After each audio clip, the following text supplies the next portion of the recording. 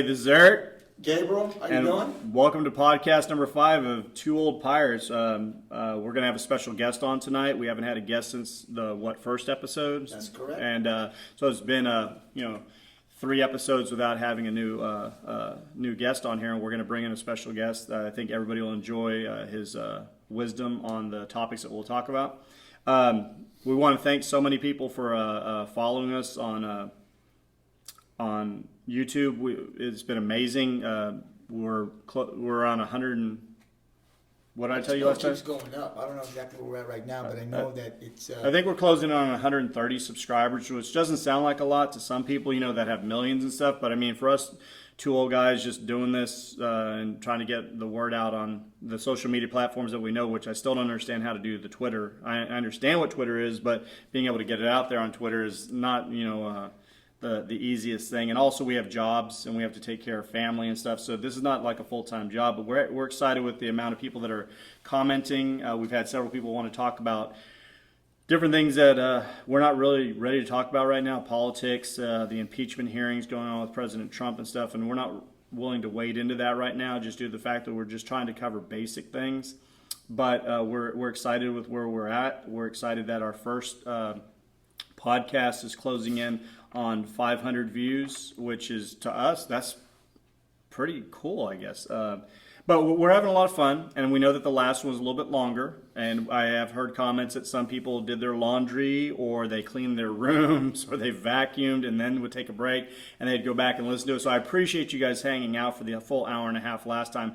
I'll try not to make it an hour and a half, but I can't guarantee it, because when me and Gabriel start talking, we could literally have 5-hour podcasts, but we're not going to do that. So I'm going to start off this podcast by saying that something that has popped up in the last, I guess, couple weeks is that some of the kids that I teach and some of the kids that are on social media, you'll see them, and they're calling people that are of a certain age or older, they're calling them boomers. And I don't think they really understand what they're doing. I was called a boomer, and I said, why are you calling me that? They're like, oh, that's the new hashtag for people that are older. And I'm sitting there thinking, where'd the name boomer come from? I wasn't putting 2 and 2 together. So I looked up hashtag boomer, and I found out that they're attaching it from the old term of baby boomers. And the baby boomers, of course, were, right after World War II, when guys came back from the war, they, I guess, as you'd put it, they got to know their wives again in a special way. And from 1946 to 1964, there's a large population boom from all the children that were born from getting to know your spouse again. And so those are called the baby boomers. So for today's young kids to go around and see anybody in their 30s or 40s or 50s and say, oh, you're a boomer, they're basically, I guess, trying to slander you and say you're an old person, but they're not understanding what a baby boomer is. I'm a Generation Xer. Okay, that means people born from 65 to probably 80 to 82, all right? And that's a Generation Xer, and Gabriel's also a Generation Xer. The person that'll be our special guest, he'll explain to you where he fits in, but what he actually feels like later on in the show. But Generation Xer, that's what I am, not a boomer. Are you a boomer, Gabriel? I don't think so. That's not a really strong positive vibe there, but I'm going to say Of course I'm not. Okay, so we are not boomers. We're not boomers.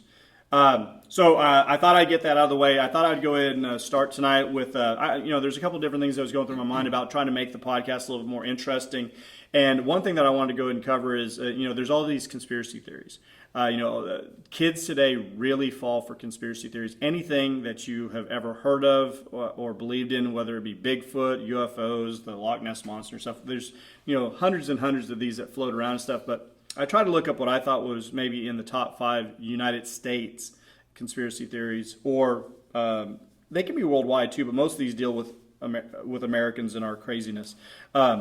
So I thought I would list them, and after each one, maybe Gabriel could go and bounce back what he thinks about it, or if he's ever even thought about it. And some of these he might not even have a thought on. He might not have ever thought about it, and some of these he might have a he's pondered these in the past and said, this is how I really feel and stuff. Okay, number one, I wrote, and this is not the number one, but it's the first one that I wrote down, the JFK assassination. People have talked about this since November 22nd, 1963, when our 35th president was taken away from us in tragic fashion, and it's on video, and it's a horrible thing, and people will watch it, and they can't believe that a president was living and breathing in this limousine driving through downtown Dallas, and within seconds, he's literally just taken away with a headshot. And there's always been a conspiracy that somebody else had to have been, it could not have been one guy getting the shots off with the Mannlicher Carcano rifle that he had from Italy that he ordered. I've done college papers on this. I did high school papers on this and stuff. So I have my own belief. But as I get older, there's also a part of me that looks at it more, more streamlined and straight than, a young person with these wild dreams. What do you think, Gabriel? I just believe what happened. You believe Lee Harvey Oswald acted alone? Yeah. You've never thought that somebody else might have done it with the ballistics or the magic bullet, or? I mean, I guess it could be. I'm not trying to sway you. I'm just trying to say. No, I don't think anybody. I hear the whole thing. I believe what they put out there. And see, the thing is, for people that I just don't understand where do they come up with all this other stuff. I mean, there's all these years they haven't been able to prove anything. So we could do a podcast on the JFK assassination one day, and I could go ahead and explain everything that I've ever studied on it.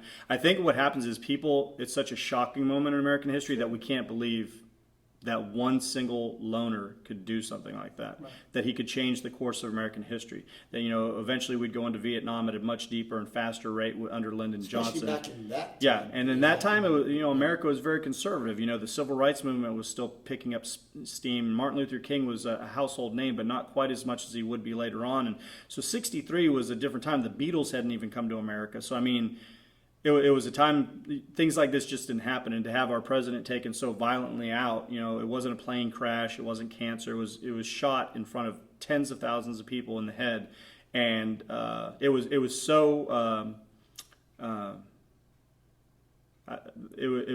egregious and grotesque, the footage, that I don't believe it was until 72 or 73 that it was actually released to people, and it was on CBS, and it was at night at like 11 o'clock, the first time that we were allowed to see the Zapruder film.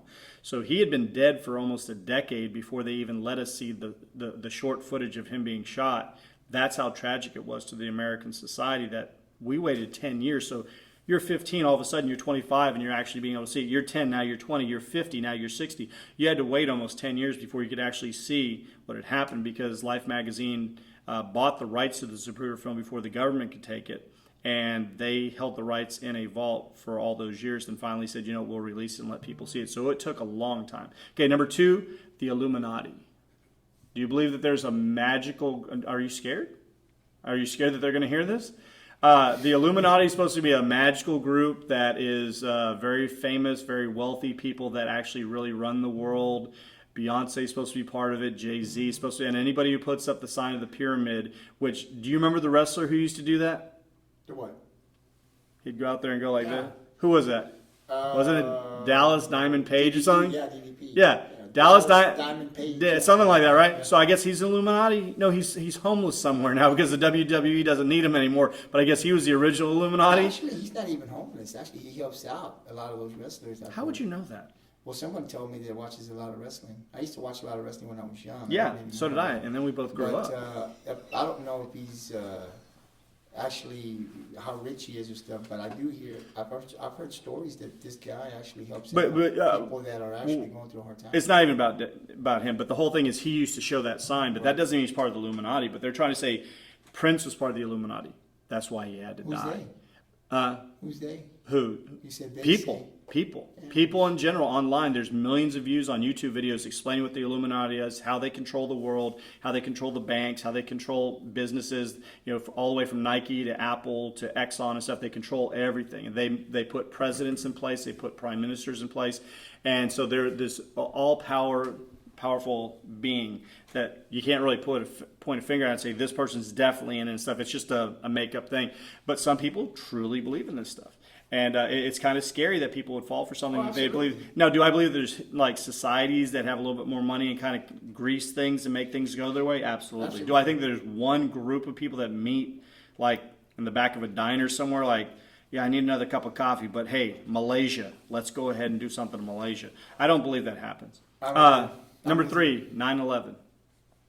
I've heard a lot of stuff about 9/11. Now, that's something that I do. There might be some truth to some of the stuff that I hear. just simply because of some of the stuff that's come out, some of the stuff that I've read.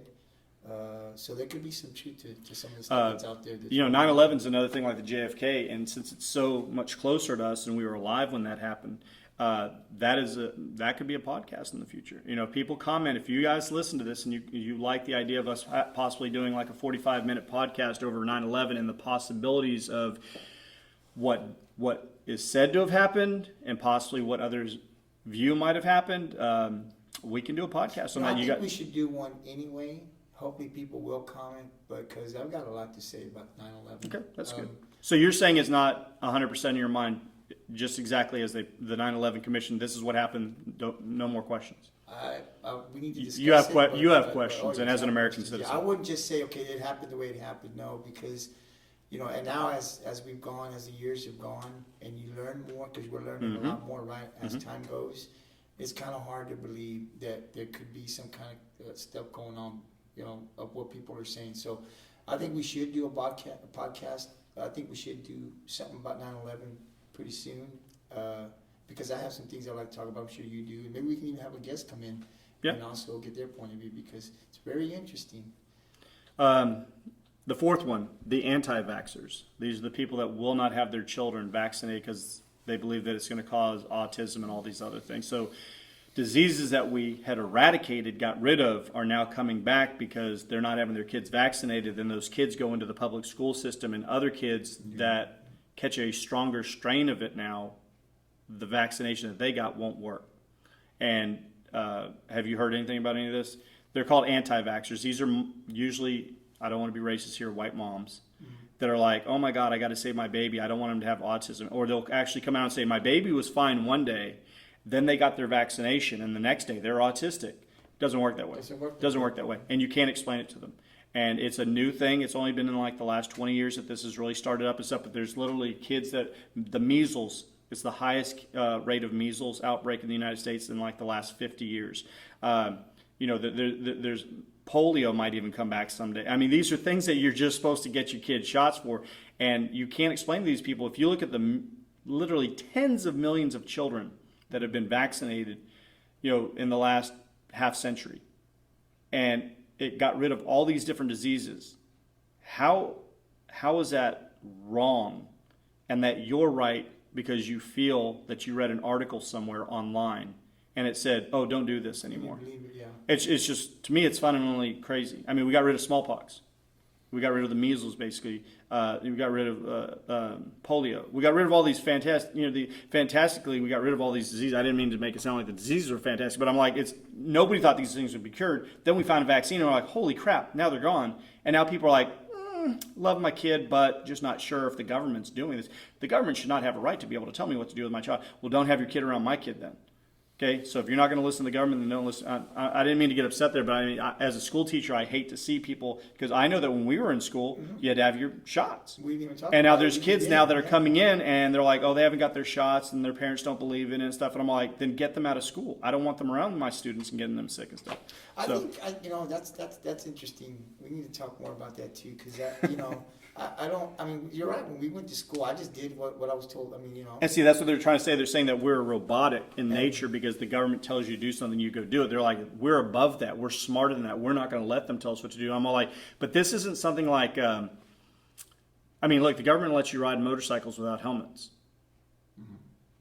That's a choice. They're saying you don't really have a choice on this because it's a disease. But if you don't do this, okay, because you like you said, you think you're smarter than the government, whatever, right? But your decision could affect others. Right. See, if I'm not wearing a helmet and I have an accident on my motorcycle and I die, that was my choice. But if my kid has a disease and gives it to your kid, that was So that's a choice that your choice of not doing something could potentially affect another child or another family. So that's a lot different than me making a choice for myself. Right. And if I'm wrong, it only affects me or whatever, my child, right? But if I make a decision that will affect others, then there's an issue. So, and the last one, which I don't understand how well, in a way I can, because we're going to get into that a little bit later on and stuff, how we've reversed as a society and gone backwards education-wise, common sense, the flat earth conspiracy that the Earth is flat. I don't understand it. I mean, I laugh at it sometimes. I mean, I don't know what else to say about it. It's a growing trend. They have cruises. I saw that it was online, and it was they were saying advertising for a cruise. It was like $800, and you could be on a 5-day cruise with other flat earthers, so that they could go ahead and discuss. Now I've seen like rock and roll cruises where you get to go see famous bands play. I've seen comedian cruises. Why would you go on a cruise for 5 days out on the water? Because wouldn't you eventually fall off the Earth? I guess you just go around in circles. I mean, because it's a flat Earth. Because eventually there's just a tabletop. You just go, oh, you just fall off into space, and you're gonna hit Atlas's like thigh or something as you continue to plummet through the infinite, outer space. I mean, I don't understand these people, but you have educated people. Kyrie Irving joked about it a couple of years ago, like, yeah, there's flat Earth, and they're like, maybe he's just being silly and stuff. And he went with this for a year. Now he says he understands there's probably not a flat Earth. Come on, he went to Duke. Not saying he didn't graduate from Duke, but he's an intelligent enough guy to know that the Earth's not flat. But this is an actual thing, and it's growing. There's multiple websites, there's multiple groups in every single state that you can join, and you sit with other people and discuss about how we've all been lied to. That when you lay down a map flat, that's what it's like. And nobody's ever gone into outer space, and they've never taken pictures of a round, planet called Earth. It's all fake. And we just live on an area where as long as you can see as it's straight, that's it. You just go straight until you fall off. And I'm like, are you on drugs? Probably. I mean, these people, some of them are like, they have doctorates in like science, different parts of science and stuff. They're mathematicians, and I'm all like, where's your common sense though? Because you might have got a degree up on that wall, but you're one dumb mother. You know what I'm saying? I'm like, really? Let's go on a boat ride then. And when we don't fall off, explain to me. So, anyways, those are those are 5 conspiracy theories, and I hope that you enjoyed a little bit of that. And like how Gabriel said, maybe we'll get into some of those later on. We will get into some of those later on. Oh, excuse me, big guy.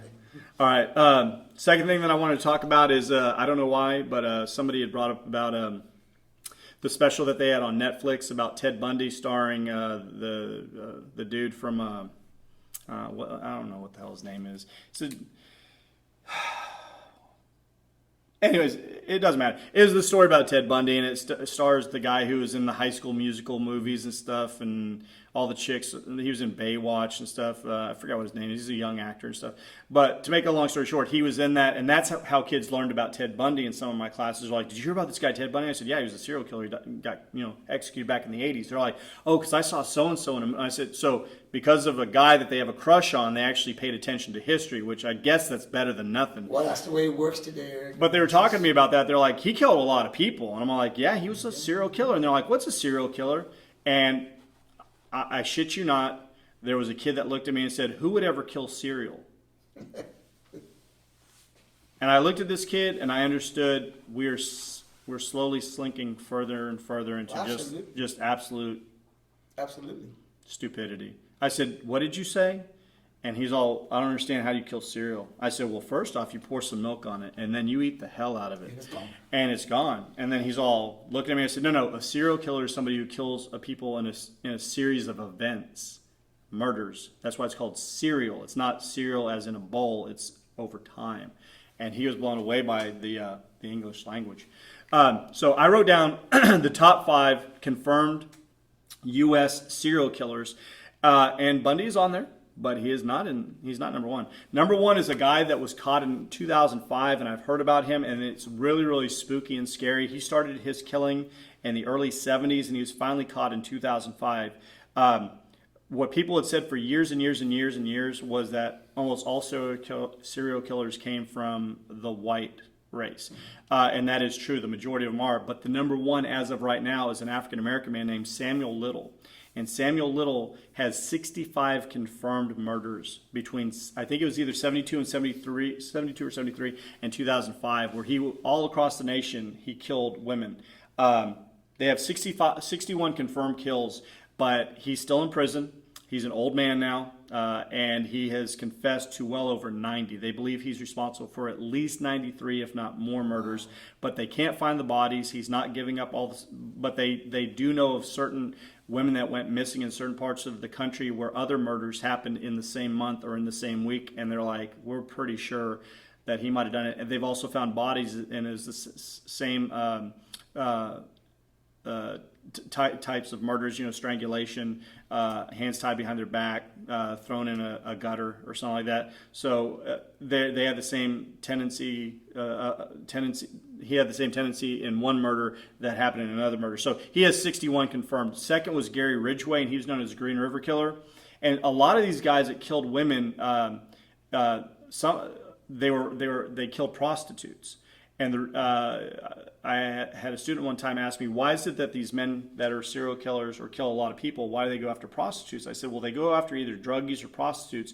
Number one, because they look at prostitutes as sinners, and they think that they're actually cleaning up the streets in their own perverted way. But the second thing is, prostitutes that live on the street or have pimps or something like that, they don't have family looking for them all the time. They don't have a husband looking for them and stuff. So they're usually young women who are usually addicted to either alcohol or drugs, and they can go missing for 2 to 3 weeks if they go to another city to get jobs, from another pimp or something. They might be traded off and stuff. So it's a horrible business that they're in. It's the only thing that they know. It's the only way to continually get money for their addictions. So when they go missing, it's not like a housewife goes missing, a daughter goes missing, a little girl goes missing, and people are like looking everywhere and stuff. These are women of the night. So what happens is that these killers know nobody's going to look for. That gives me a 2 or 3 week head start to move on to the next thing or another town and stuff. So Gary Ridgway had a family. He was married, and he decided to go ahead and kill prostitutes in the Seattle, Washington area and dump their bodies in this place called the Green River. It's a river that had a greenish tinge to it. And he has been confirmed 49 murders of prostitutes, but they believe he's at least above 90 because he said that there's a lot more than that. And he said he was trying to clean the world of sinful women. So I don't know Samuel Little's excuse with the 61, but Gary Ridgway comes in at second. Number 3 is Donald Harvey. Donald Harvey was responsible for killing 37 people, but they have him over 80. I don't know as much about Donald Harvey, but a lot of people, you hear about Gary Ridgway, the Green River Killer, you hear about these other people and stuff. Donald Harvey's not really much spoken about, but he's number 3 on the list. Number 4 on the list is John Wayne Gacy. He was a man who lived, I believe, in Illinois, and he dressed up as a clown for little kids' birthdays, but he also had a fetish to drug and then rape young men and kill them.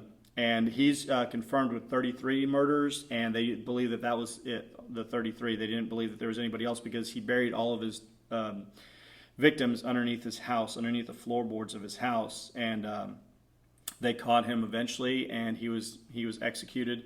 But that's 33. And then the last one is Ted Bundy. Ted Bundy's got an official count of 28 murders. And you have to understand, these murders are in a very short period of time. They have him starting in early 70, and the last one was like 78, I think. So like in a 5-year span, we're talking about the Samuel Little guy, 72 to 2005. Gary Ridgway was over a number of years, like 25 years or something like that. We got Ted Bundy, and he was snuffing out women out in the West, in Colorado and Utah, Nevada. He was killing them at a very high rate, and he had 28 confirmed kills, but he still said there was more out there if they would not execute him. But they wanted to make sure he was executed, so the state of Florida executed him. The electric chair in 1989, I remember watching the news, but they believe he's well over 30 that he killed, because he said, I'll bring you to other grave sites, just don't kill me, because at that moment he became a wuss after taking so many lives. Now his life was on the line, and he was a chicken shit, excuse me.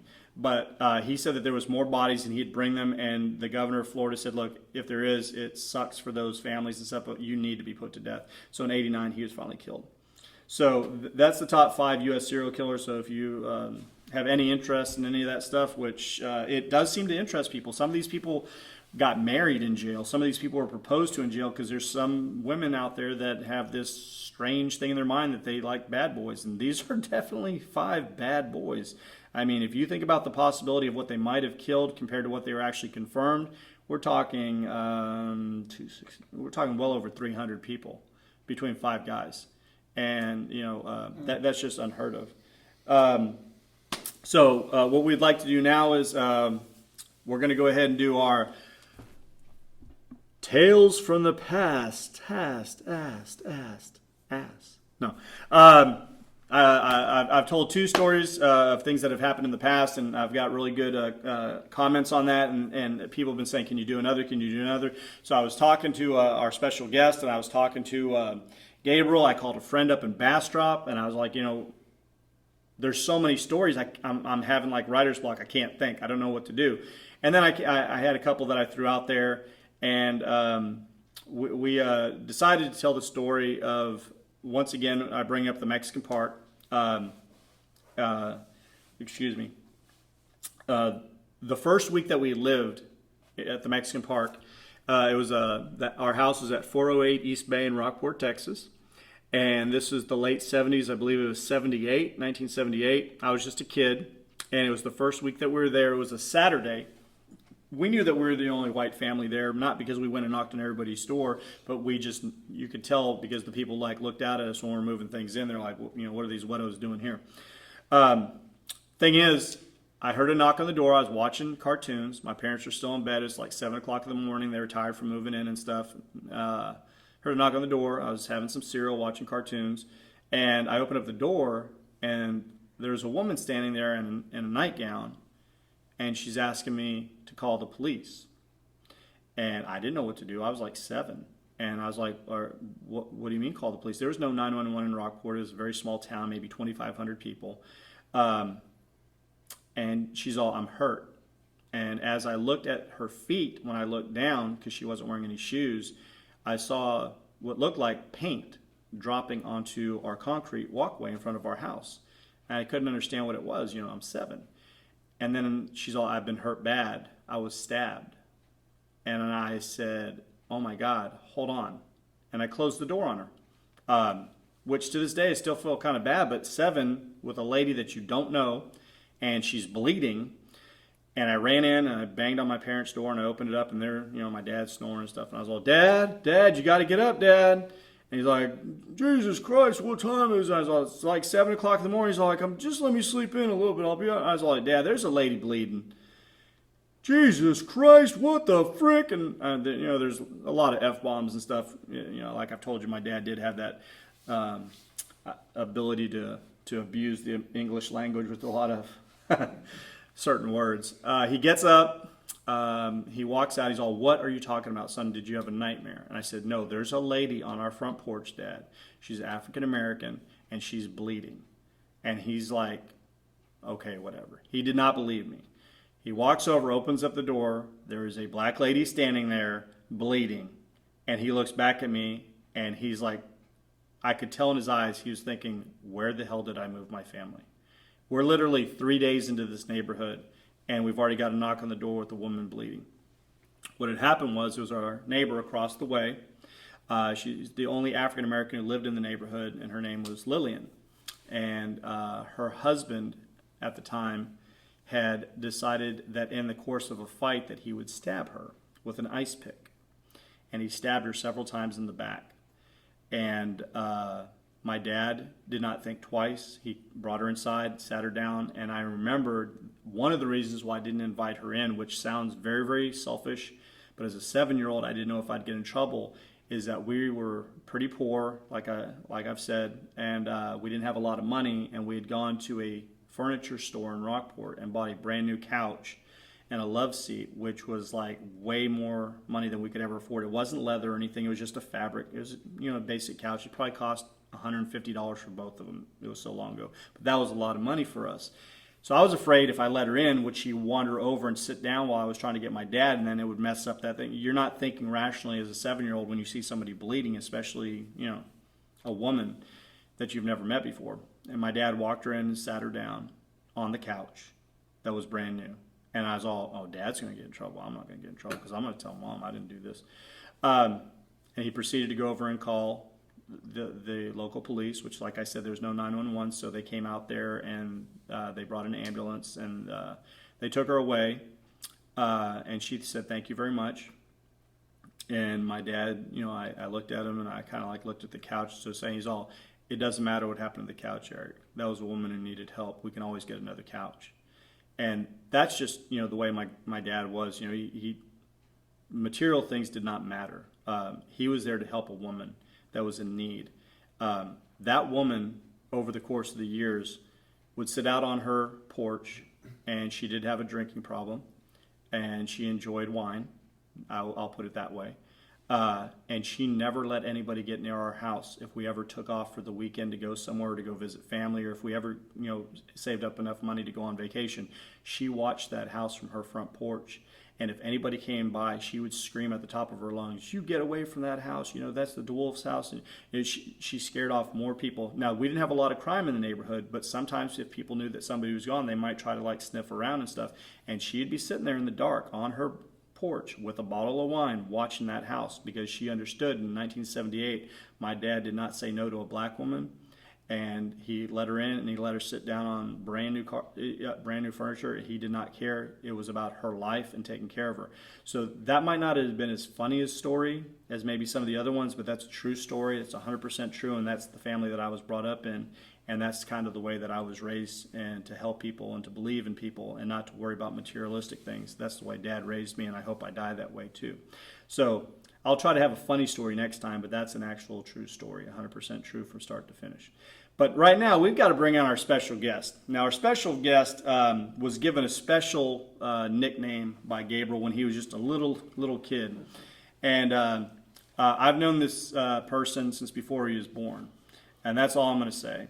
But we're going to call him Vinny. Vinny, I don't know why Gabriel came up with this, but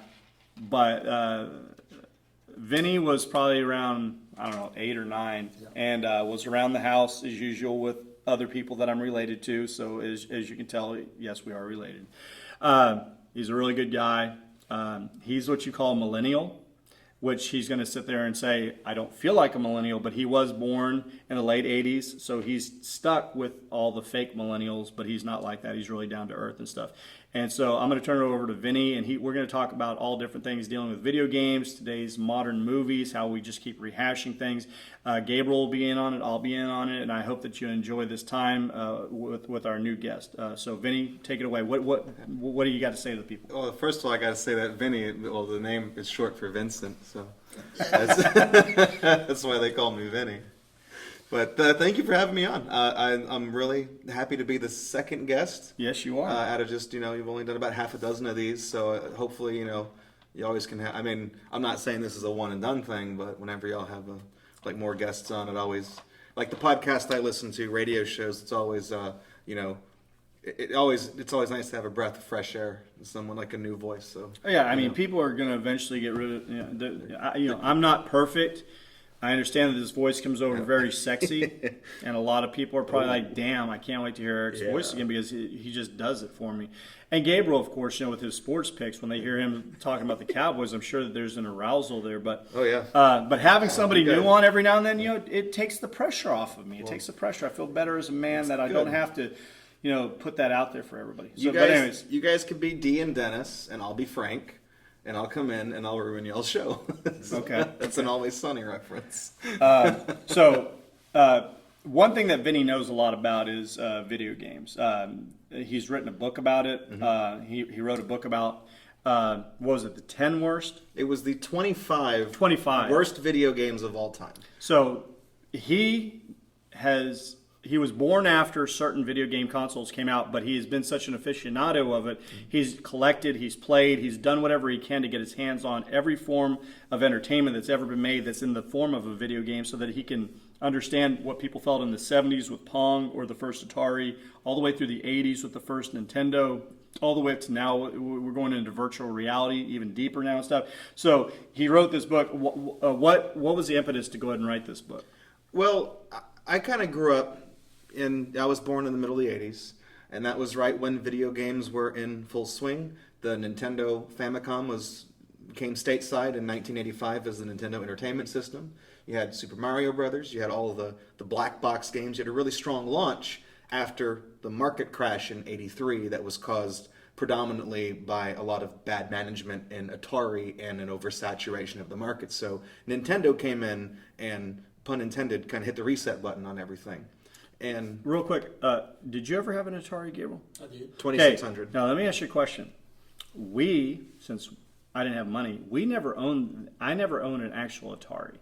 Do you know off the top of your head, because I forgot what it was called, but Atari became so popular that Sears copied it and made their own thing. It was the same like walnut brown with the black Wood top, grain. the same joysticks. Everything was the same, but it didn't say Atari on it. It said Telegames.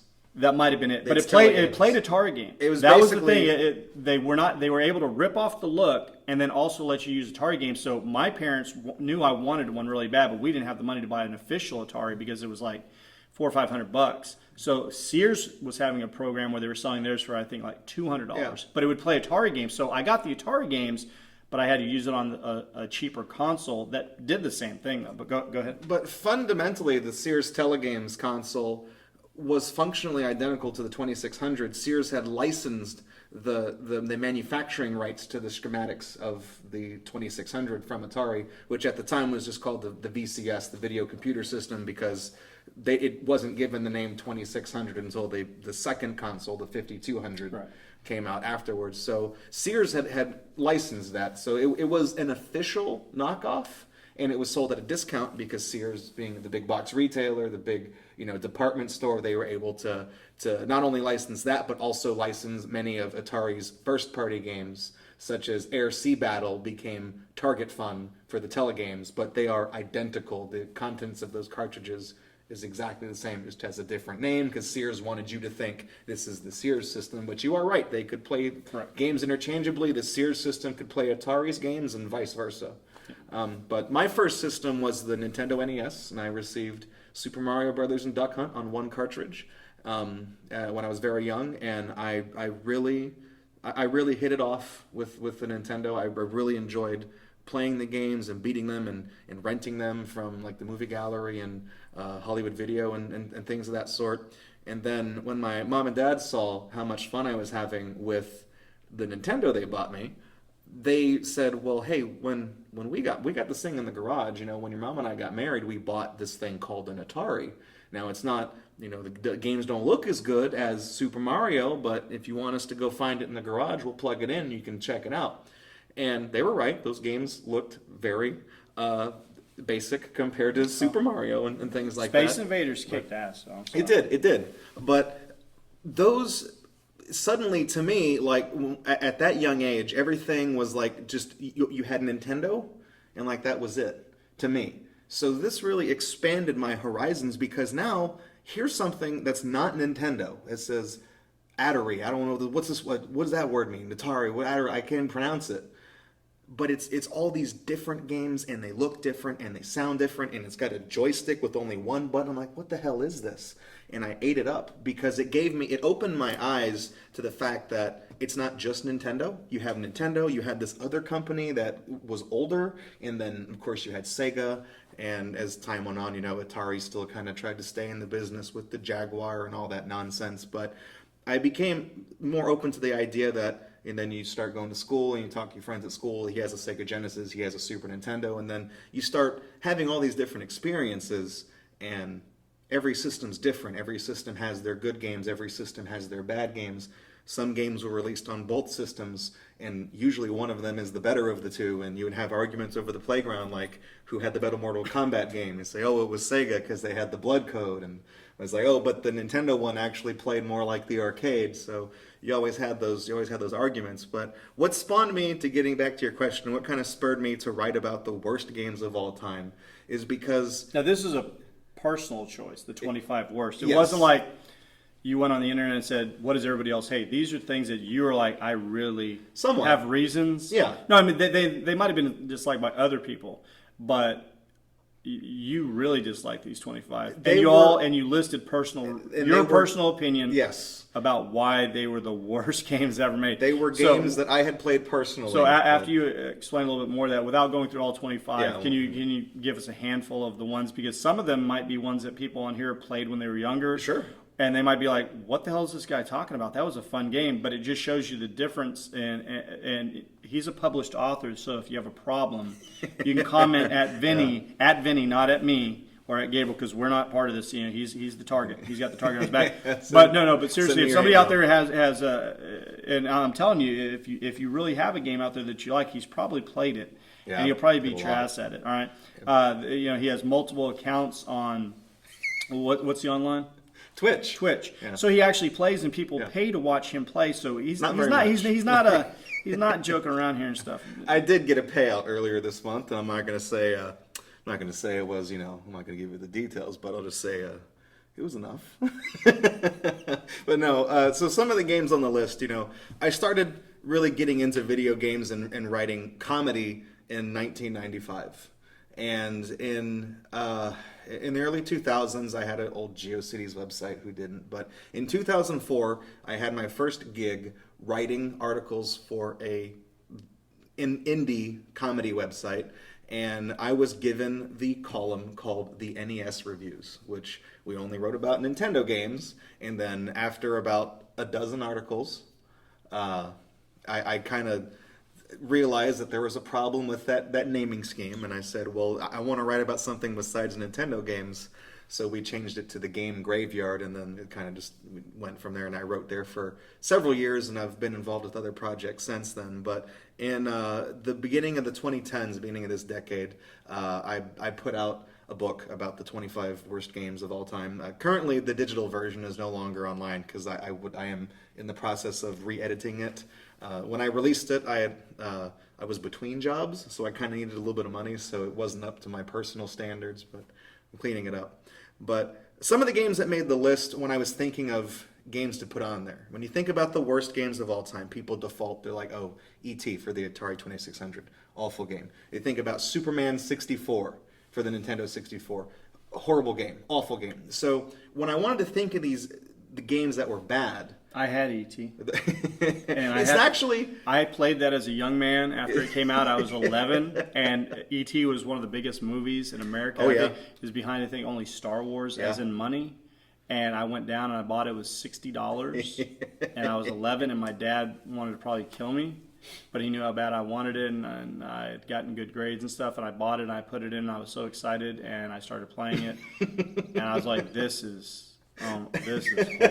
This is so bad. So I'll take a tangent real quick, and I'll tell you the very unfortunate story of E.T. the Extraterrestrial for the Atari 2600. Yes, if you've not heard this story, which I've heard, I've seen a documentary on this stuff, and I Yes. don't even know if Gabriel knows about this, but Gabriel, you need to hear this because you'll not believe how far this company went to try to eradicate and get rid of E.T. the game. It's because they had too much of it. 1982, Atari, originally formed as Syzygy Corporation in the late 70s, became Atari in 1977 when they released the video computer system. And their system basically printed money because you had Pong and you had Space Invaders, you had Asteroids, you had these games that were big at the arcade, but no way to play them at home. So they cornered that market. They weren't the first system. I believe the Magnavox Odyssey was the first home console, but Atari's system basically lets you play rudimentary versions of these arcade hits in your own home, and that was a huge deal. So their system was printing money. They were making more money every quarter, every single, and that's not an arcade pun, but every single yearly quarter, they were making more and more and more money, and they were signing big deals, and they basically got too big for their britches. In 1982, Atari was making a lot of dumb choices. So they signed off millions of dollars to get the licensing rights to E.T. the movie, to make a game based off of the movie, one of the very first movie-related video game tie-ins that was ever made. I think there was Raiders of the Lost Ark around the same time too. And they assigned the task to Howard Scott Warshaw, and they gave him. Usually, most Atari games were in production for several months. Was this rushed? No, this was rushed. This poor man, they gave him only a few weeks to not only think of a concept for his game, but to conceptualize it, to design it, to program it.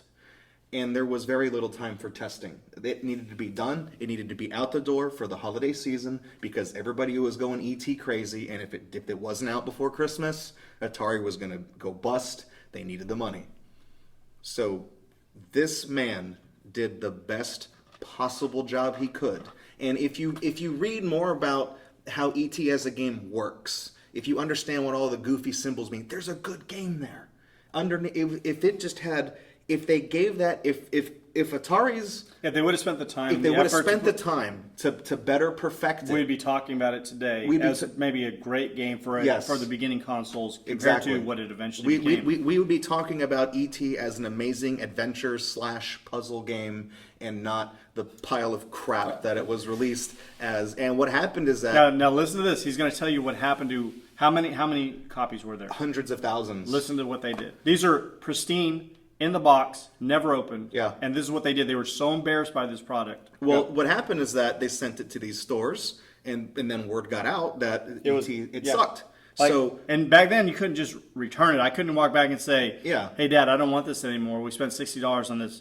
Like literally, it was just a horrible game and stuff. So you just people like me sucked it up and you just kept it. But I told other people, "Don't buy this game." So Mm-hmm. word of mouth spread through millions of kids all throughout the nation for Atari not to purchase this game. Go, Yep. Vinny, go. So what wound up happening is that all of the retailers had all this stock of this game that nobody wanted, and they had to ship it all back to Atari for credit because they were like, we can't sell this crap. Nobody wants ET, sorry. And remember, at this time, this is before Rockport ever had a Walmart. So you had to go into, I think I bought mine at a Radio Shack. Yeah.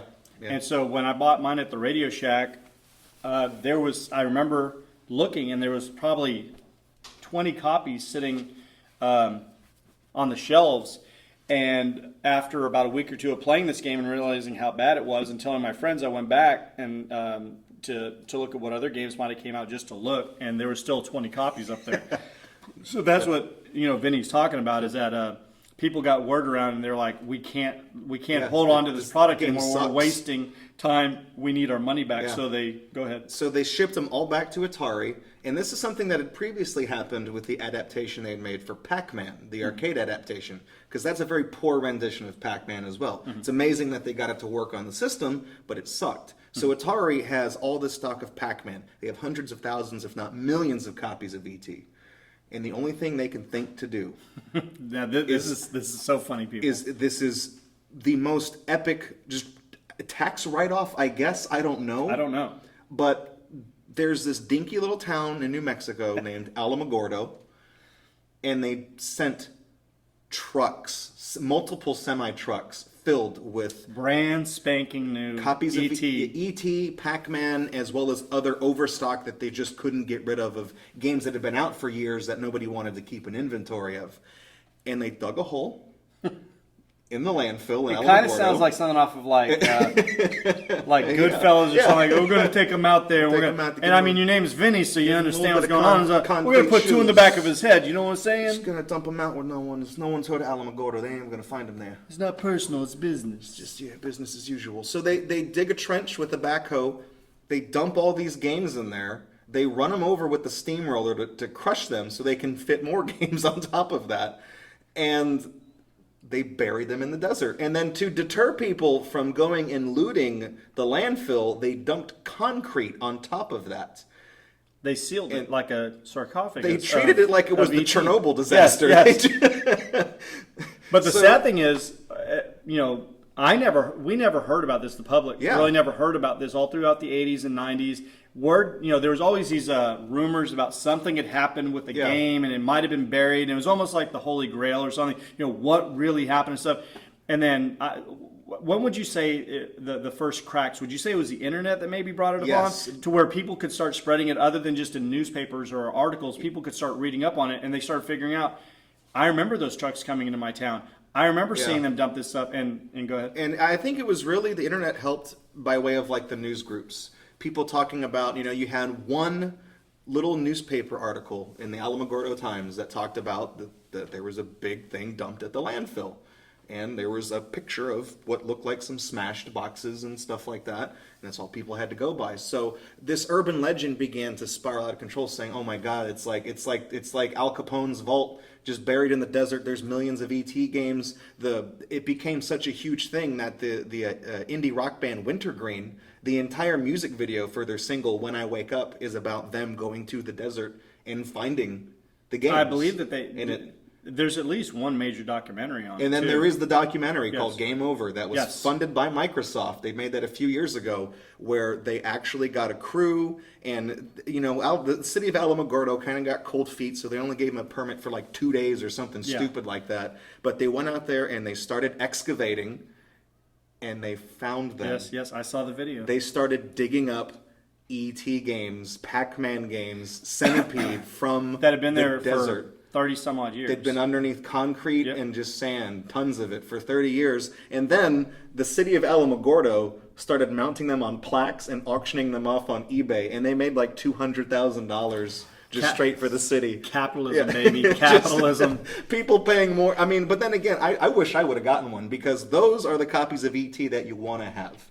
And I feel like people have come around on E.T. now. The urban legend's been proven true.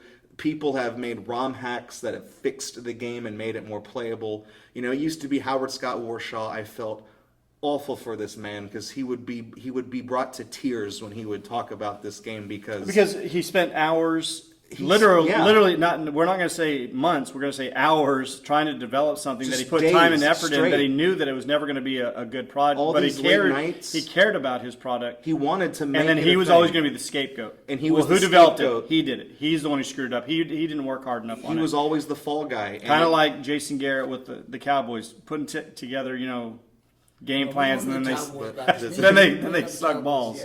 But for this to be true, It's his fault, though. and for Howard to be vindicated like that, he's now he's always been a celebrated figure in gaming, because he designed some of the greatest games on the system, like Yar's Revenge, Raiders of the Lost Ark. Those are both his games. But the remember E.T. Yar's thing Revenge. was always the thorn in his side. And he's always been a good sport about it now. And I actually own a copy of E.T. for the 2600. It's autographed by Howard. Cool dude. And there's a picture of me with him. It's Somewhere I had my ET, but it was probably thrown away during a move or something. So I don't think it'd be worth anything now. But Well, actually, that game did go up in value. It was formerly one of the worthless games on the 2600, like Combat and Pac-Man, all that other crap. But because of the urban legend Yes. being proven true, E.T. has cemented itself as one of the most legendary games of all time, even if it's not good. Right. But because of it, its value has climbed to about $10 to $20 loose, which, considering people were just trying to dump the game for, they literally sealed it to get rid of it. Yeah, I mean, that band I mentioned, Wintergreen, at the end of their music video, the record label had enough money to fill an entire wall of where they filmed the music video with the copies of the game that the band presumably found in the desert. And they probably spent all of $12 buying all of those cartridges. Off of like eBay or Yeah, something? because they were so worthless. But, now the game actually has value. But when it came time to think about games for the book, I didn't want to put E.T. for the 2600 in there, because everyone knows the story of E.T. Right. But not everybody knows the story of E.T. Digital Companion for the Game Boy Color. 20 years after E.T.'s outing on the Atari, you would think after that fiasco, E.T. would be like persona non grata on the games industry. Be like, we got that. Get that weird little green alien. Get him out of here. He's bad juju, bad luck. New Kid Co. and I forget the other name of the company. They made a game for the Game Boy Color called E.T. Digital Companion. And all it is it's a crappy little personal organizer that doesn't work. It is so tedious to use. I've played the game live on the stream you mentioned, and I managed to get the game's memory to overflow and crash, and the game became unplayable in about 90 minutes.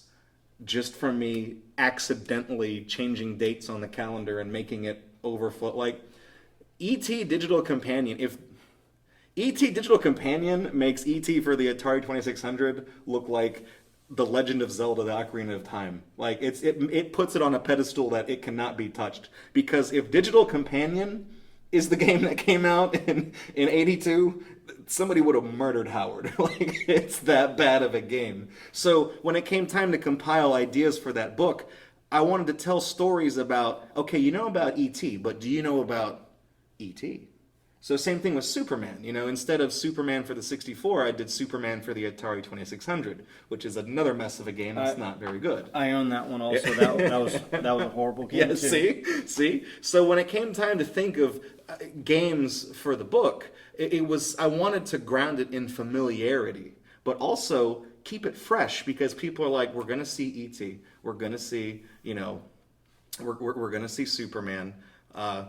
The only game I regret adding to the list, just to be a dick, I put Super Mario Brothers 2 on the list, which, if you don't know the story of that, the American version of Super Mario Brothers 2 is actually a game that already existed in Japan called Doki Doki Panic, and because the real Mario 2 from Japan was considered to be too difficult for American audiences, and the game we know today as the Lost Levels is the actual Super Mario 2 sequel. So the game that we got instead was that weird one where they picked up vegetables and threw things, and there was the dinosaur that shot eggs out of its face. And when I was a kid, I hated that game. And that's the only inclusion in that list that I regret, because I did that just to kind of just be a rabble-rouser. But as I've gotten older, I really appreciate Super Mario Brothers 2 for what it is.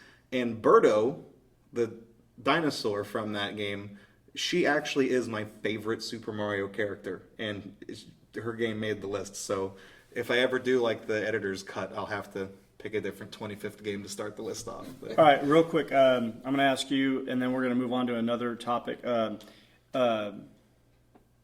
want you to name, in your estimation, out of everything that you've ever seen, the video game that you think is ultimately the best video game, graphics-wise, play-wise, replayability, everything that you could ever put into a game. You're like, this is it. It could be as old as an Atari game or as new as an Xbox One game or something, but something that you're just like, this to me personally, with all the expertise and the background that I have of over 30 years of doing this, this is it. This is the holy grail. This is this is Mecca. This is the top of the mountain. This is everything, and you can't do better than this. This is something So to this me is my that's number one. Yours. Okay, it just so happens, and this is a plug, I guess, for another project that I'm working on that maybe I can talk about at some point in the future. I've actually been working on a list of my personal 100 favorite games of all time, and I've had to think long and hard about the top 10 because there's a lot of things that have made it in there that I knew were going to be on the list very high, but I had to figure out, how to justify which one is number one. So going by that list, I'm going to give you a slightly different answer because when you say the one game that I think encapsulates having fun and just mindless fun, that's got a challenge to it, that's unique, that's got great soundtrack, that has its own unique style, I'm going to go with Blast Corps for the Nintendo 64. Never heard of it. Exactly. Released in 1997 by Rareware. Now Never heard of it. You haven't heard of Rare?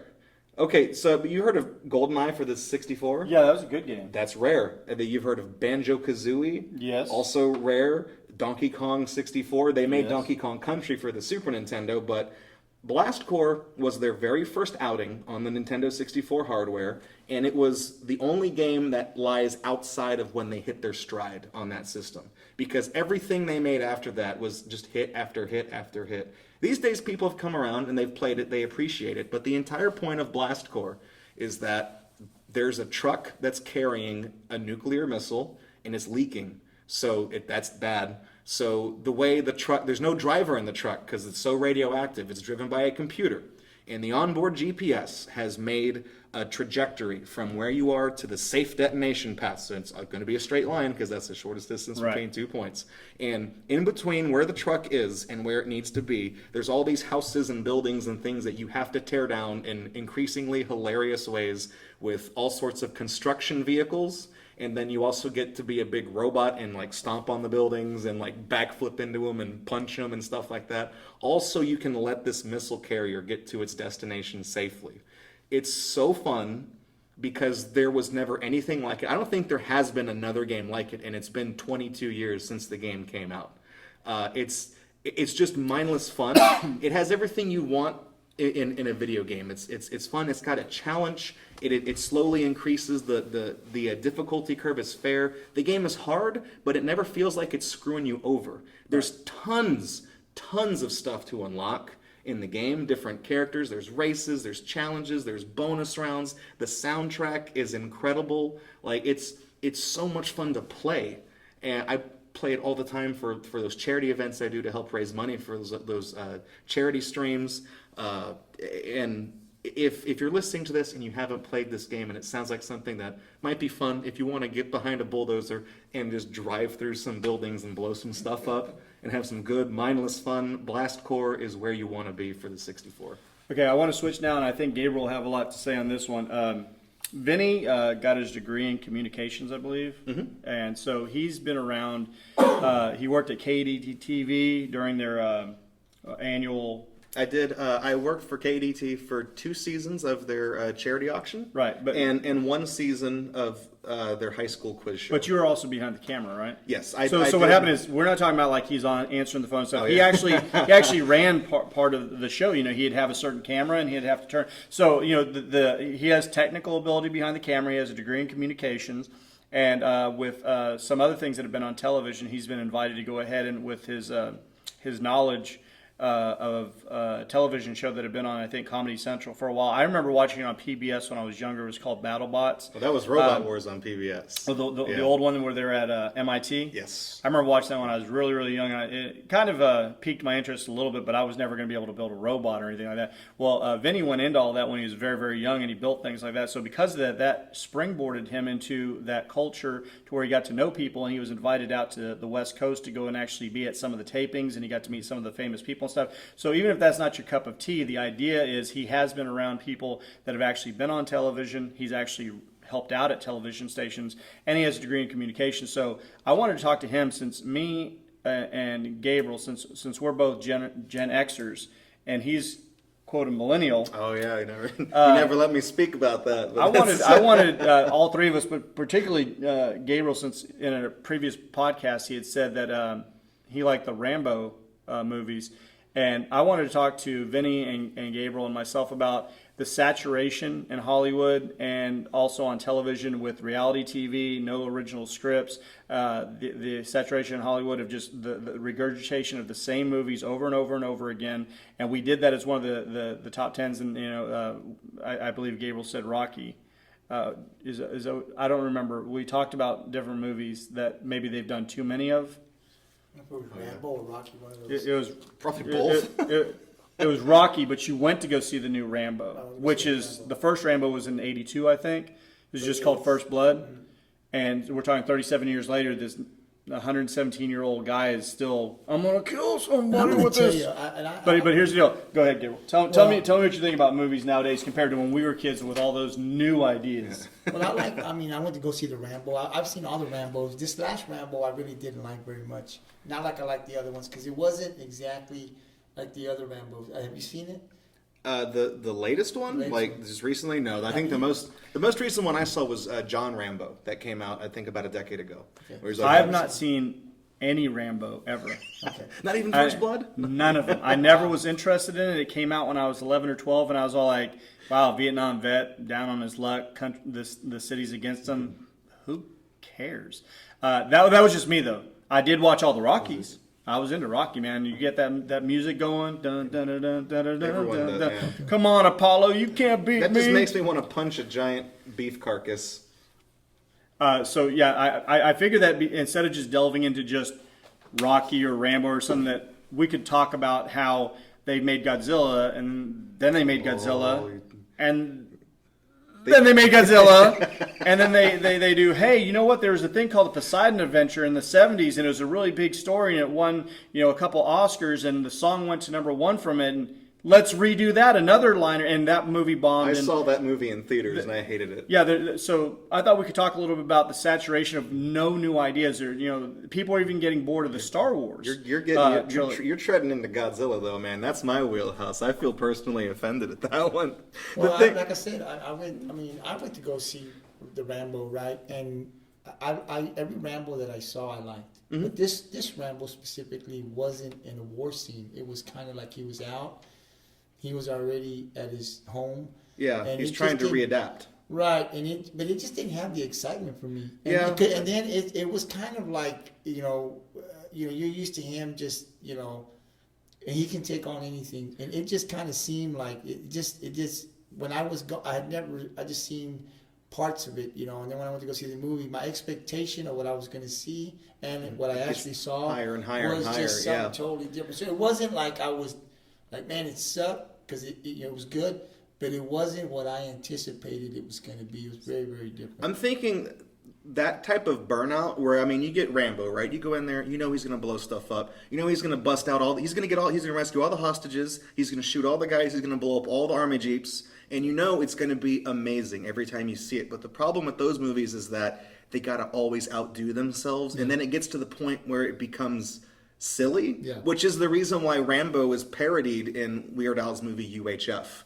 where he has that fantasy about him rescuing Stanley, the janitor, from the TV network that's kidnapped him, and he pretends he's Rambo. So he does the whole thing, and all he has to do is like look at something mean, and it blows up, or he chews a bullet up and spits out a guy, and he blows up. Like, that's when it had hit its peak. And I think Rambo's a good segue into, I think they're doing the same thing with the John Wick series of movies, because John Wick's a badass. He's just like, I mean, he's not as buff and macho as Rambo, but he's suave. It's Keanu Reeves. He's the assassin. He goes in, anybody messes with him, take him out. So you get John Wick. You got John Wick Chapter 2, which is more of the same, but at a higher level. John Wick 3, from what I've heard, I haven't seen it personally yet, it's already starting to do the dip. The dip, because you can't keep doing the same thing. You have to always keep pushing the envelope, and it gets to the point where you've pushed it better than you pushed it too far, and people get burned out. Yeah, and so what do you think about the Rocky then? I think Rocky kind of fishtailed, because everybody has their favorite Rocky movies, but I think more importantly, the Rocky movies are iconic for their villains, for the guys that Rocky has to beat. So whenever people talk about in Rambo, there's not really that one person. There's not an Ivan Drago, or there's not a Mr. T, or for him to beat up.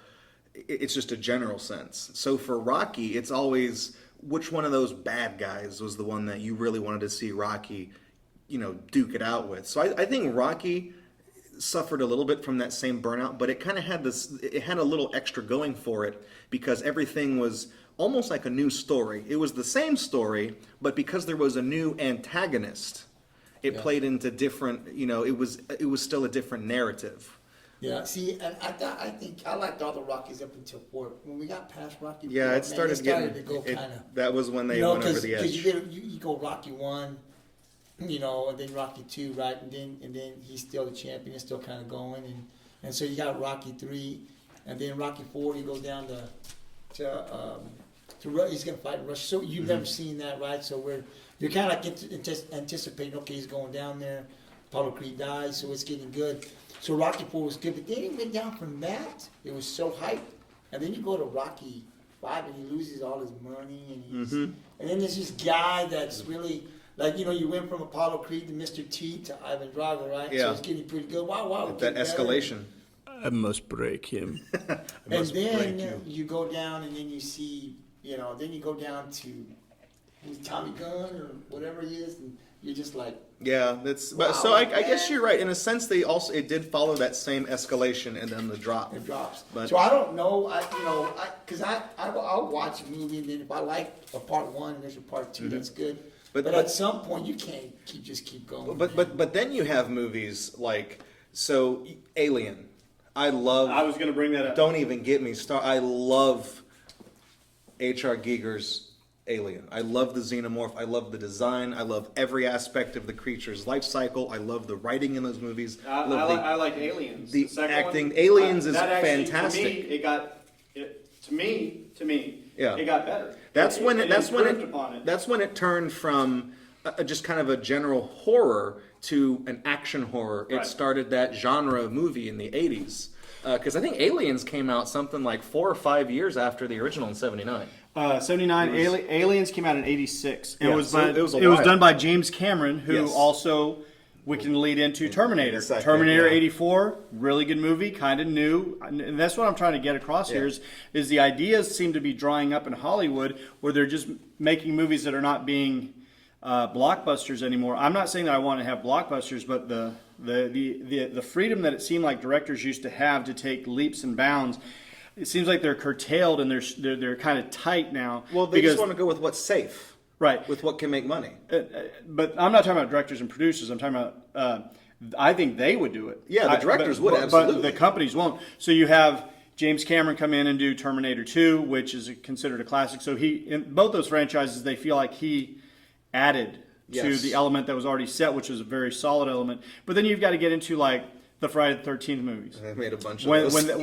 I remember going to see that at Cinema 35 in Rockport. I was 9 years old. I don't know how the hell I got into see movies like that. They didn't care back then. But I was 9, and you see Kevin Bacon with an arrow shoved through his neck when he's laying there smoking a joint on a bed, and I'm all like, hey, that's the guy who was in Animal House.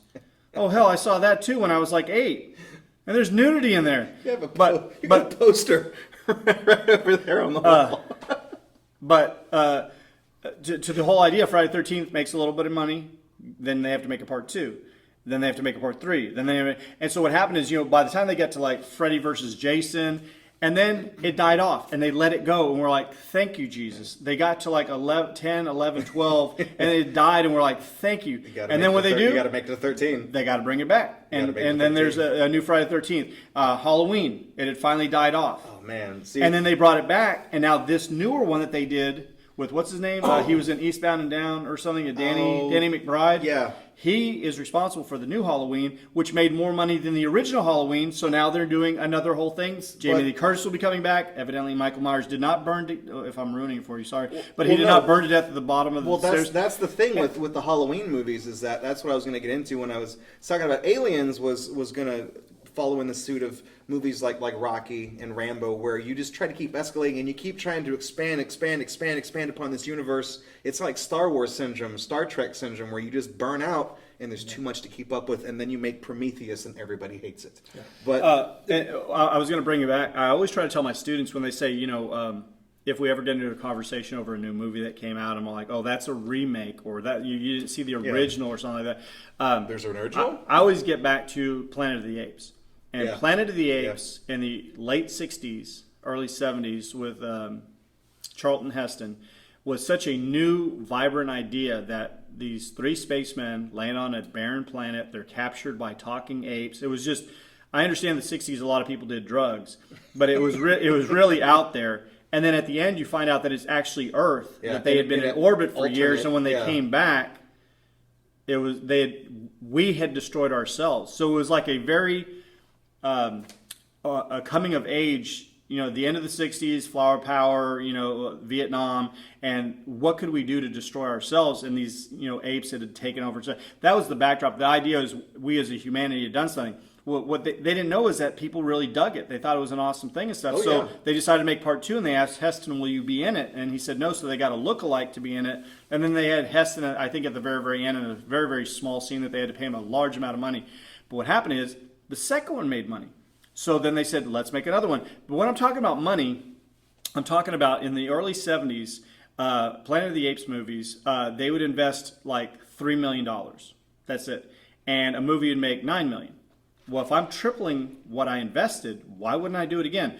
So they did this over and over and over until they bled it dry to where the final one that they made, I believe it cost them $250,000. They made about $1 million. So they still quadrupled what they invested, but they were so short on camera angles and people in production that they actually recorded like 20 people in monkey outfits riding on horses, and then they would split that screen and double it to where it was the same 20 riding next to another 20, but they just did that over and over and over, and now it looked like an army of 80 monkey soldiers coming at you, but it was the same 20. It was the same. If you look, the rifles were held in the same place, but they were doing it as cheap as they possibly could, and they were still at the end of the day banking money, and they finally let it die off, and of course we've had it rejuvenated and stuff. But the thing is, then you go to the Resident Evil movies. I was just about to I bring never that understood how Resident Evil was still making movies, because it was a very fun game, and it spawned off all these other games, and it was one of the first horror games that I ever bought and played for the PlayStation, because I was always into sport games. You talk about Madden, you talk about NBA Live, that was me, that was my game. And a friend of mine said, hey, why don't you go ahead and try this game, and he picked up a thing at Toys R Us. That used to be a place that you could actually buy toys and stuff. It doesn't exist anymore. It's coming back. It's coming back as Jeffrey's Toy Box, the company that bought the rights to it. I heard about it. So I pick up this slip and I go to the front and I said, I'm going to get this game called Resident Evil. And then this dude's all, oh man, dude, I heard that's sweet. You have to fight zombies and you got to do all this. So I took it home when Lewis, who we talked about earlier, was missing his finger. And my wife, who I was dating at the time, she'd come down and visit and stuff. And we'd play this game for hours and stuff. And it was really interesting and stuff. But the thing is, it spawned all these movies. That's what I was really trying to get to. And it starred, what was her name? Mia Jovovich. Yes.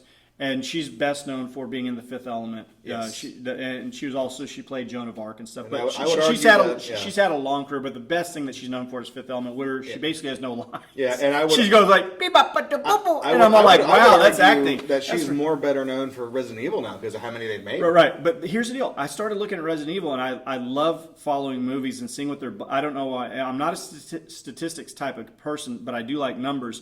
And I would see that they would invest like $50 million or $60 million to make the newest Resident Evil, and then in America it would bomb, and it would make $25 million. And that's just how much it. The $60 million is how much it costs to make. That's not marketing and advertising and all the other things that go into it, which you have to usually put another 20, 30, 40, 50 million on top of that. So I was like, how is it making its money back? And there's a website that I follow called boxofficeguru.com, and I also follow boxofficemojo.com. And on Box Office Mojo, they would show you the international money that they brought in also. So I was looking at it, and Resident Evil, to my surprise, many years ago, I found out was a huge success in China. Yep. So what happened is they would release a movie, and everybody in America would pan it and say, this is stupid, just a bunch of zombies running around, the same chick is killing everybody.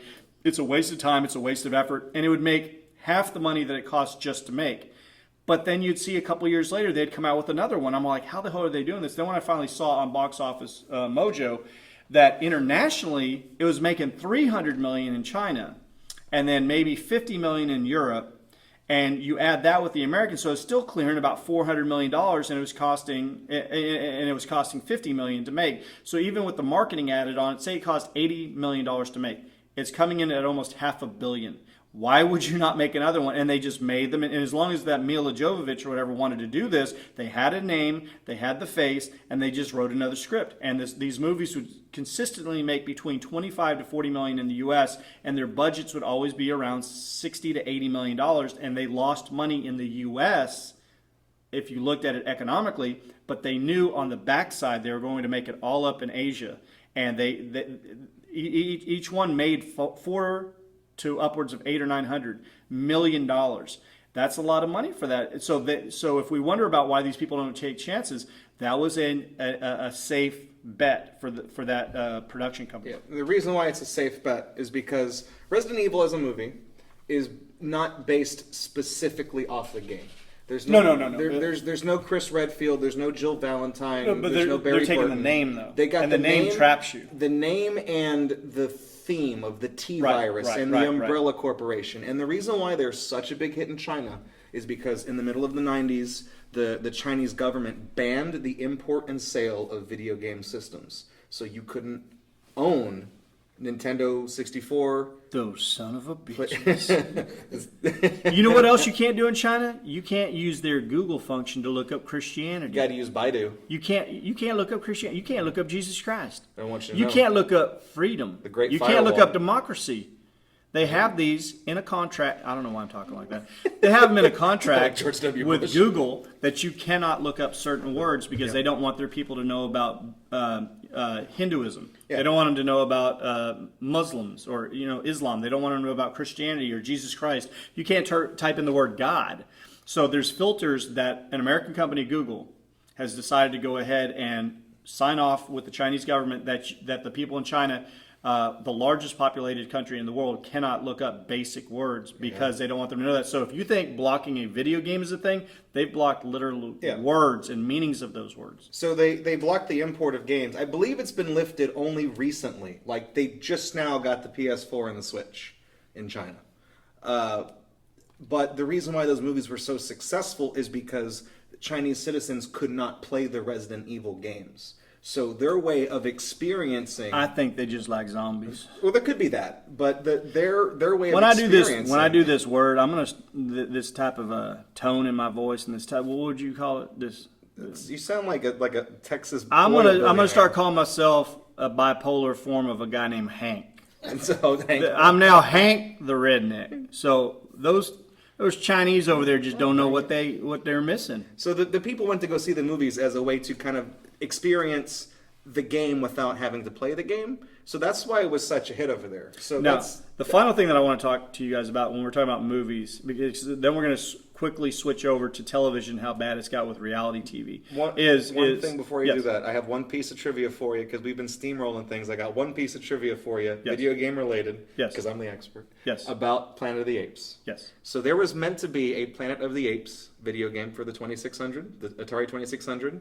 And for about 20 years, it was mistakenly identified as a prototype of a game based off of the 1950s horror movie The Alligator People, until it was eventually discovered that The Alligator People was this prototype because it actually had alligators in it, and nobody knew why the hell the misidentified one didn't really seem to fit the theme of the movie, and it was later determined that this was actually a Planet of the Apes prototype that was never finished, and then The Alligator People was its own thing. So that's a little piece of trivia for you, talking about just how big Planet of the Apes was, because that first movie was such a success. Yeah. That scene at the end with the Statue of Liberty was so iconic.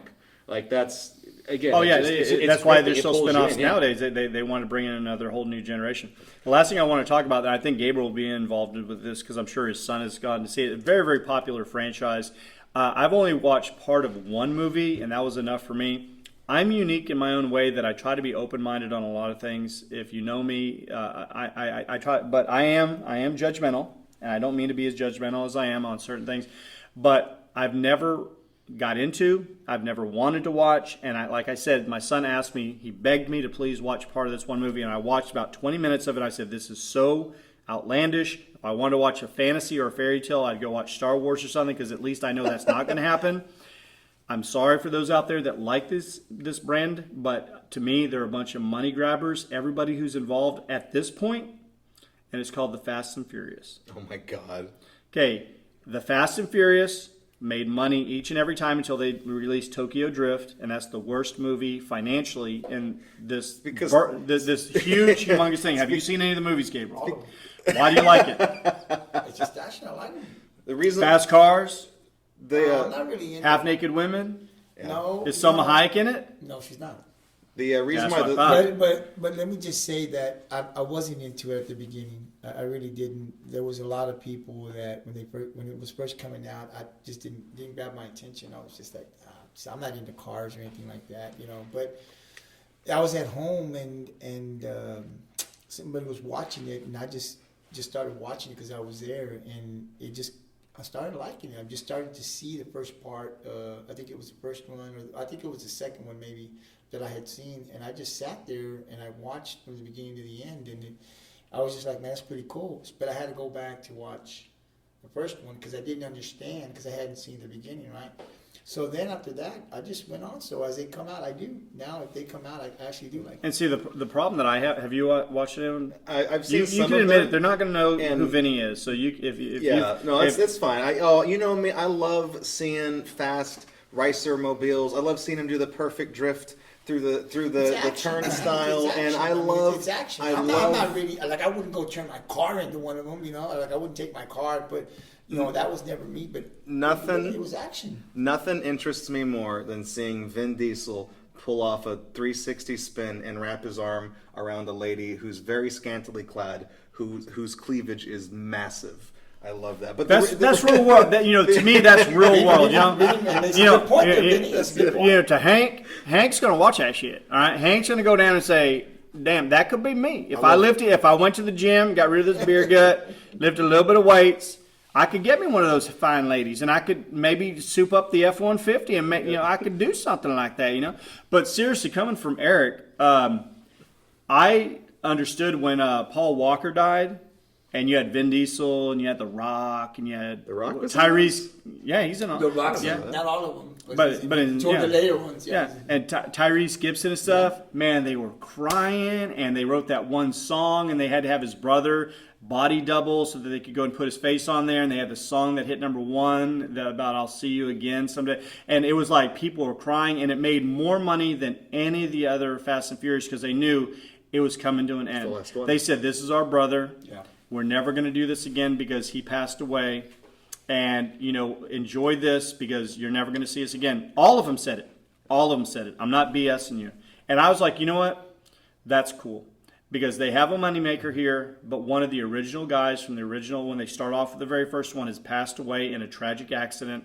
And these guys respect him so much. And they're his brother, as they say, that they're going to go ahead and put their chances to enrich themselves even more away. And, The Rock is a very, very big star. Vin Diesel is a very, very big star. And they had multiple outlets to make other movies and stuff. They didn't need this, and so they're going to walk away. And I said, that's pretty cool. And then it made all that money. And like we talked about China with Resident Evil, China's they eat up Fast and Furious even more than Resident Evil. So that movie went over $1 billion between the rest of the world and the U.S. market. And so they got together and they said, man, we miss Paul and shit, and that's just wrong, and he's gone, but Fast Furious 7, baby. let's do another. And sure enough, they released another one, and I was like, I was so pissed. I was all like, they preyed on everybody's sympathy. Now, at that moment, they really might have meant it, but when somebody flashed the amount of money that they were going to get, the percentage that each one of them was going to get out of the final bill, if I was The Rock and somebody came to me and said, hey, if we do another one, we guarantee that it's going to make over $1 billion, you get 10%. That means I'm going to get paid, what'd you say, $100 million to be in a movie? Damn, I love Paul Walker, but I love me some $100 million. And they all came back together and they made that one. And then what they do? They made another one. So what happens is it the love of a person? Is it the love of your brother? Or is it the financial gain that you could possibly put in your back pocket? Because each of those people signed back up for future films. And now there was, what was the new movie that came out? Calvin and Hobbes or something? I have no idea. Yeah. It's not Calvin and Hobbes because that's the No, cartoon, no, but that's- I always I make know fun what of it you're because talking that preview when I saw where he's holding down a helicopter with his bare arm as it's flying and he's all, I'm the Rock. They're just trying to see what they can get away with. I'm all like, he's a human being. The arm is going to be ripped out of its socket. But no, he's the Rock, and he smells what's cooking. He's So cooking. so he's able to hold a whole freaking helicopter down while they're driving. Watch Star Wars. That's more realistic, all right? But here's the deal. The thing that makes me mad about it is that people will still turn out to see this. So the people that felt bad for Paul Walker, the people that listened to that song, they're still like, yeah, but... It's become a spectacle at this point. And so now they're going to continue to make money, and that's the bottom line. The Fast and the Furious. These people did not need any more money. They're mega rich, and if they would have stood by their word, I would have respected them more as actors and human beings. But at the final bell rang, they decided, let's keep this thing churning. And there's this one that had The Rock and Jason Statham in it, the Shaw and Hobbs or whatever that I was just talking about. That's an offshoot. And that made around $400 or $500 million worldwide. So they're still pumping and Paul Walker's dead. He was burnt up and he's buried somewhere and he's been gone for years now. And they're still making money off of this thing. So the thing is, when is enough? There's already been 7, 8, 9 Fast and Furious movies. It's become like a Call of Duty situation where it's guaranteed to make money because it's something that has mass market appeal. I was joking around, but fast cars and big booby ladies and action, it's a vicarious experience. It's a macho vicarious experience that's easily digestible and easily understood by the average simpleton. And I feel like I'm really sounding like a narcissist right here, someone who likes to smell his own farts, but they realized that they could keep making it year after year after year after year, and they will always make money on it because it will always sell. And that's the reason why they forewent on, saying their goodbyes to Paul Walker. God rest his soul. But that's the reason why they kept doing it, is because they realized they had successfully fallen into like a Call of Duty situation, a Madden situation, like in video games, where there's going to be one next year. And even if it's the same thing, it's just football. It's just people shooting at people, whatever it is, you're going to buy it. and people are gonna make millions of dollars off of it. Like, I understand what you're saying about what But they you were said, right. But, at that time, maybe it had just happened and they were feeling that, and so that's what they wanted to do. But then time passes and you realize, like you're saying, hey, man, this thing's still going strong. We can make money. I don't necessarily think and I don't know what Paul Walker would think or what he would do, right? But they were this is like a family. I watch it, and every time they come up with a new one, I want to go and see it. I think, And I'm not one to watch his movies, and I'm just not sitting there what movie's coming out next, but I go out and watch it. So I personally am glad that they continue. I to think do it, the point at which it's going to go too far. I think if they ever cross this line, this will be the one where it raises questions. Where if they deep fake or digitally insert Paul Walker back into a new movie to play a role. If they use the technology. Did you hear what they're doing with James Dean? I don't think they would do that, though. You've heard of James Dean, right? Yeah, but I don't. Okay, he died way before we were I ever don't think born. they would do that. This is what they're doing with James Dean. They found because he was only in, I think, 4 movies before his death in the car crash, right? He died just like Paul Walker in a car crash, but he'd only been in 4 movies. Paul Walker had a much longer history of movies. Just in Fast and Furious alone. He's only like 24, 25 when he died. But the thing is, they found some outtakes from different movies that he was in that were never used. And so a company has bought the rights to those, and they're going to make a new movie with today's actors and CGI drop him from the 1950s. They're going to redigitize it to where it's not quite 1950-ish looking, and they're going to drop him in, and some of the lines that he has on camera, they're going to write a script around that, so they'll be able to drop him in a la Forrest Gump with John F. Kennedy 25 years ago, but with today's technology. And he's going to say things like, well, I don't even know why we did this. And they're going to sit there and say, well, the reason why we did this. And and they're going to be talking on screen, but he's been dead for almost like 60 years. I think 63 years or something like that. He's been dead. But the thing is, they're trying to make a buck. And they're saying, this generation has never seen a James Dean movie besides a replay of an old one. My generation, your generation, Gabriel, we've never seen anything. Our parents were only the last probably generation that saw something like that. And your mom's in her 70s, yes. And my dad would be 96 now. My mom would be 88. So they went to the movies in the 50s and they saw him on the big screen in the movies like Giant and Rebel Without a Cause and stuff like that. And now, and I'm all like, why would you bring him back? And the thing is, it's money. So the last thing we're going to talk about with Vinny before we get into our rapid fire questions with Gabriel and our 5 fast facts before we let you guys go tonight is I just want to talk briefly on how television has switched from what we grew up in. We grew up with Gunsmoke and Bonanza, and Hawaii Five-0, the Sanford and Son, the Jeffersons. We grew up where MASH, where everything was scripted. There was, and then you had Seinfeld and you had Friends, and they were all scripted. And then in the 90s, at some point between MTV with Road Rules and what was the show where they all lived together? Big Brother. No. On MTV. It was, The Real World. The Real World, right. They had The Real World, which was reality TV. They had Road Rules. And then after that, you had, like how you said, Big Brother on CBS or something like that. You had Survivor. I think that was BBC, actually, and then it came to CBS. Well, America steals all the ideas. Okay. Then you had America's Got Talent, and you have American Idol and stuff, all these things where people would call in. Survivor. So, but the thing is, they're reality TV, so it's low budget. You don't have to have professional actors or actresses. And, in the old days, you had Night Court, you had Cheers, you had Miami Vice, and all these, these actors were paid good amounts of money for their acting ability. And then now in 2019, there are still shows on, but some of them don't last very long due to you got Grey's Anatomy, which I don't personally like, but I know a lot of people do and stuff. But that stayed on there. You have other things that How I Met Your Mother, The Big Bang Theory. Bang, yeah. You have different things like that. So those are the rare ones. But if you look at how many have come and gone that don't survive, but reality shows that are like Dancing with the Stars, I don't get it. I know it's popular. I don't get it. Well, you have 2 kinds of reality TV. You have the contest America Votes thing. True. So Dancing with the Stars and American Idol, Survivor and stuff like that? Well, not necessarily. Because there's some drama in that stuff, right? That's the contest category where you have the X Factor, all that crap that Simon Cowell produces, and then you have the reality TV that's a day in the life. So then that's your Pawn Stars, that's your Kim Kardashian, that's all that stuff. That's your Billy the Exterminator. Your gosh darn Duck Dynasty. Your Duck when it's all pray at Dynasties. the end. Ice Road Truckers and stuff like Yes. that.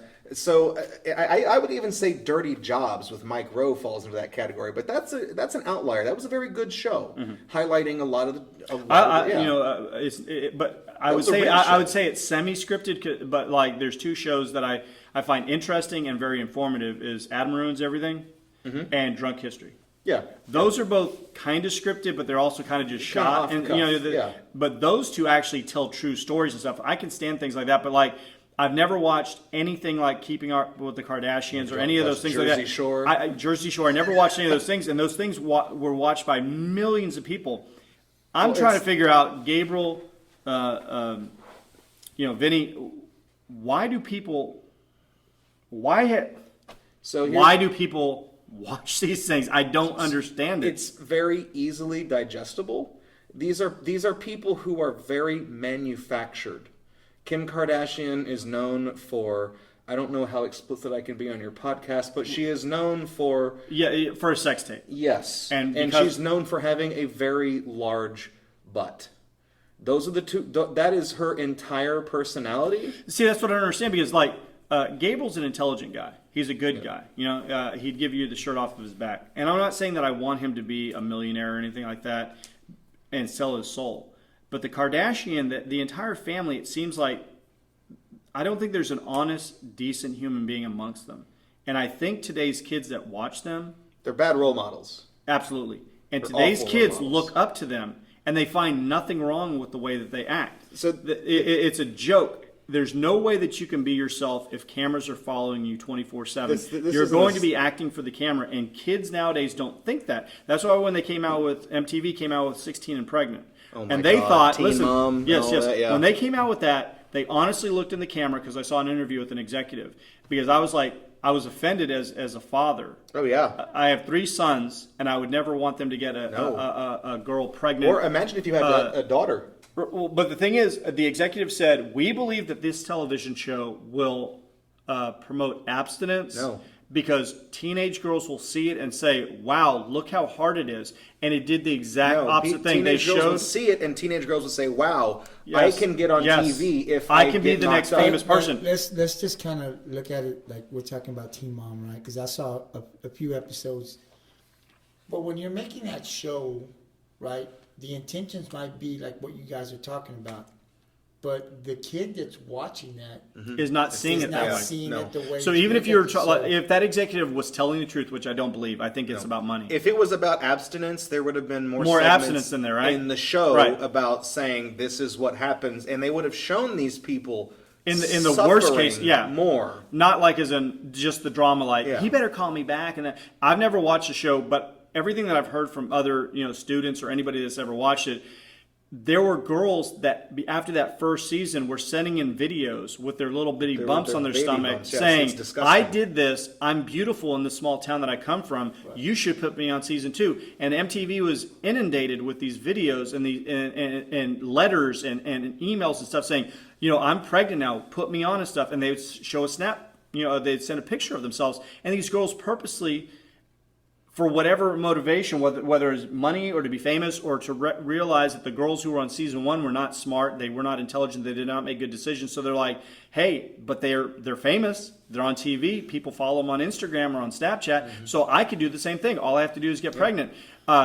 After season 1 and season 2 came out, this is a story that neither one of you probably heard, but in Tennessee at a high school, the freshman girls at that high school made a pact. Oh, I've heard that about they would that. all try to get pregnant their freshman year to see if they could just get pregnant. Not to be on that show. I'm diverting from the show just to see if they could get pregnant. And that one school year, over 50% of the freshman girls at that high school became pregnant. And the parents had no idea that there was this pact that all the girls got together. Can you imagine having a high school of even 1,000 kids? And say there's 250 in the freshman class, and we'll split it down the middle. There's 125 girls. and all 125 girls seem to come together, or let's say 90% of them, and make a pact. It doesn't matter if you're dating somebody or not. All you have to do is sleep with someone and try to get pregnant. That's our pact. Not so that we can have babies and love them. Not so we can be on 16 and pregnant. It was just, let's see if we can get pregnant. Yeah. That was the extent of their thought process at 14 was, let's just see if we can get pregnant. It's a biological thing. Of course you can get pregnant if you try hard enough and you try enough times. And the thing is, it was like 58% of the freshmen that year, and then it spilled out nationwide. They had all got together. How do you get 125 girls together and decide on anything? Think about the drama between girls. Let me just tell you a little story. When I was in high school, junior high, my mom told me, and I'm a guy, you get a girl pregnant, and there's no way you're going to get help from anybody. We just can't do that, right? And Shit, so they that's had what a my talk mom with told me. me. Man, that talk scared the crap out of me. It was a different time. And it kept me, I was like, man, I don't want to get anybody pregnant. I mean, because what would I do? How would I support the baby? I'm struggling to support myself. I want to get to high school. You have your dreams. And so how did we go from being like that and being a guy, a gentleman, right? And a young man in school and just somebody just sitting you down and telling you, look, this is how it's going to be. And watching my mother raise me as a single mom and watching the struggles that we went through, and also having that talk with me one time was enough for me to say, yeah, I'm not even going to even try. I mean, I'm not even going to go in to now to say, I like this guy and we're going to have sex and I hope I don't get pregnant, but we're going to use the protection too. We want to get pregnant. Let's see how we can get pregnant. It's mind-boggling because, there's a big responsibility with that. And you're bringing in babies are bringing in babies. Well, that's and it. a lot of these shows, it's what it does. Nothing good comes out of the reality shows. There's nothing positive that comes out of it because If you talk about it, doesn't see it that way. So I would say if they want to do a reality show with me and my kids, we can do a reality show, but it would be exactly to what you're going to see. It would be our lives, but I would not stage something. You could not make me change something. One of the reasons to why make more money. One of the reasons why I bash on the Kardashians so much is they're all wealthy now, but based on no talent whatsoever. Yeah. Literally, they give nothing back. They cannot sing, they cannot dance, they cannot act. And in the old days, you had to have at least had some kind of talent and to mark out your niche to where people enjoyed you. People just like this family, and they follow this family of women that. And the other thing is, what does it tell a young woman when every single one of the girls seems to be having babies out of wedlock, or or very, very young? But the thing is, like one of them, I don't know if it's one of the Jenner girls or something. It blows my mind. There's girls nowadays that have said, in my classes, well, look how much money she's worth. And I'm all like, Kylie Jenner. Yeah, I'm all like, what do you mean? They're like, well, she has her own cosmetic brand. She's the youngest billionaire ever. I said, do you really think that she started a business? No. There's people that start businesses every day and they go out of business in 6 months because they can't do it. Do you think she had the intelligence? Did any of them finish high school? I mean, really, did they ever finish? They didn't go to college. So I'm not saying that you have to have that to have intelligence. But what I'm trying to say is there's no way that she knew how to build a market for cosmetics. They had a last name, and there was enough teenagers and young people that follow them on Instagram, Snapchat, Facebook, YouTube, you name it, whatever, that she got a contract with a makeup company. They made up all the colors. They made up all the scents. They made up all the stuff. And then they put her name on it. And she just sold it the other day for $600 million. So she just put $600 million in the bank, and she's 21. She had a kid out of wedlock, and she has nothing to give. And if you look at all the girls from the Kardashians and the Jenners, they've all had plastic surgery. All of them. None of them, if you look at them when they were younger, are the same. And I understand we all change and stuff, but I'm just sitting there she literally did nothing to create a company other than put her name on it. She has no idea about how to make makeup. Well, you just gotta have a name. You just And gotta have a so name. she attached a name, and people. But the thing is, that's fine. You can attach a name and do something like that. But people think she actually was in there like a biologist or whatever, making these different chemicals together to make this shade of foundation. She didn't do any of that. I'm going to change. She put her name on it. I'm going to change my last name to Lockheed Martin. I think. And start my own But business. I'm just sitting there and I'm flabbergasted that she sold it for $600 million. So she's 21. She's got $600 million. She's never going to have to worry another day in her life. But what has she done? Kim Kardashian had an app on people's phones that you could download. She was making at one point $5 million a month from people playing that game. All it had was a likeness of her, and you could dress her up. And you could put different makeup on her, and she could do different things in the game and stuff. And it was just an app, but you had to buy all these in-game purchases. And when I saw she was making $60 million a year, off of kids that were downloading it on their phone and then buying, I'm all like, the average American makes about $40,000 a year. She was making $60 million off the app, not off of appearances, not off of press, not off of makeup, not off of. $60 million off of an app. And you sit there and say, well, other people make a lot of money off of apps. She had nothing to do with it other than they put her name and her likeness on it. And then she said, cha-ching. And some people say, I've actually had people say, well, Eric, are you jealous? It's not that I'm jealous. I just don't understand how people can fall for charlatans. These are people that are very fake. They add nothing to society, and yet we're making them richer than rich. And they actually think that they're better than a lot of people now. And I'm all like, you're not. You have a name, and I don't understand how this family did this. I didn't mean to get off on a tangent. It's very interesting. I mean, you bring up a lot of interesting points. It's like you and I, when we wanted to do this podcast, right? We were very careful in, and we still are, right? In what we say, we discussed how we wanted to do this and how we wanted to stay in the middle, because we think about people that would be listening to the podcast, what kind of effect we would have on, right? We want to have a positive effect on the people that are here, right? There are people there who sell their souls, for money.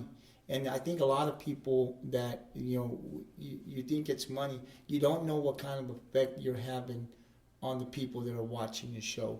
That's the problem I see. It's like Teen Mom, we talk about they're making a lot of money, but the people that are watching it, what kind of effect, if we're bringing out this movie, are you having on the people that are making you the money? Because now you're talking about, okay, I want to be this person.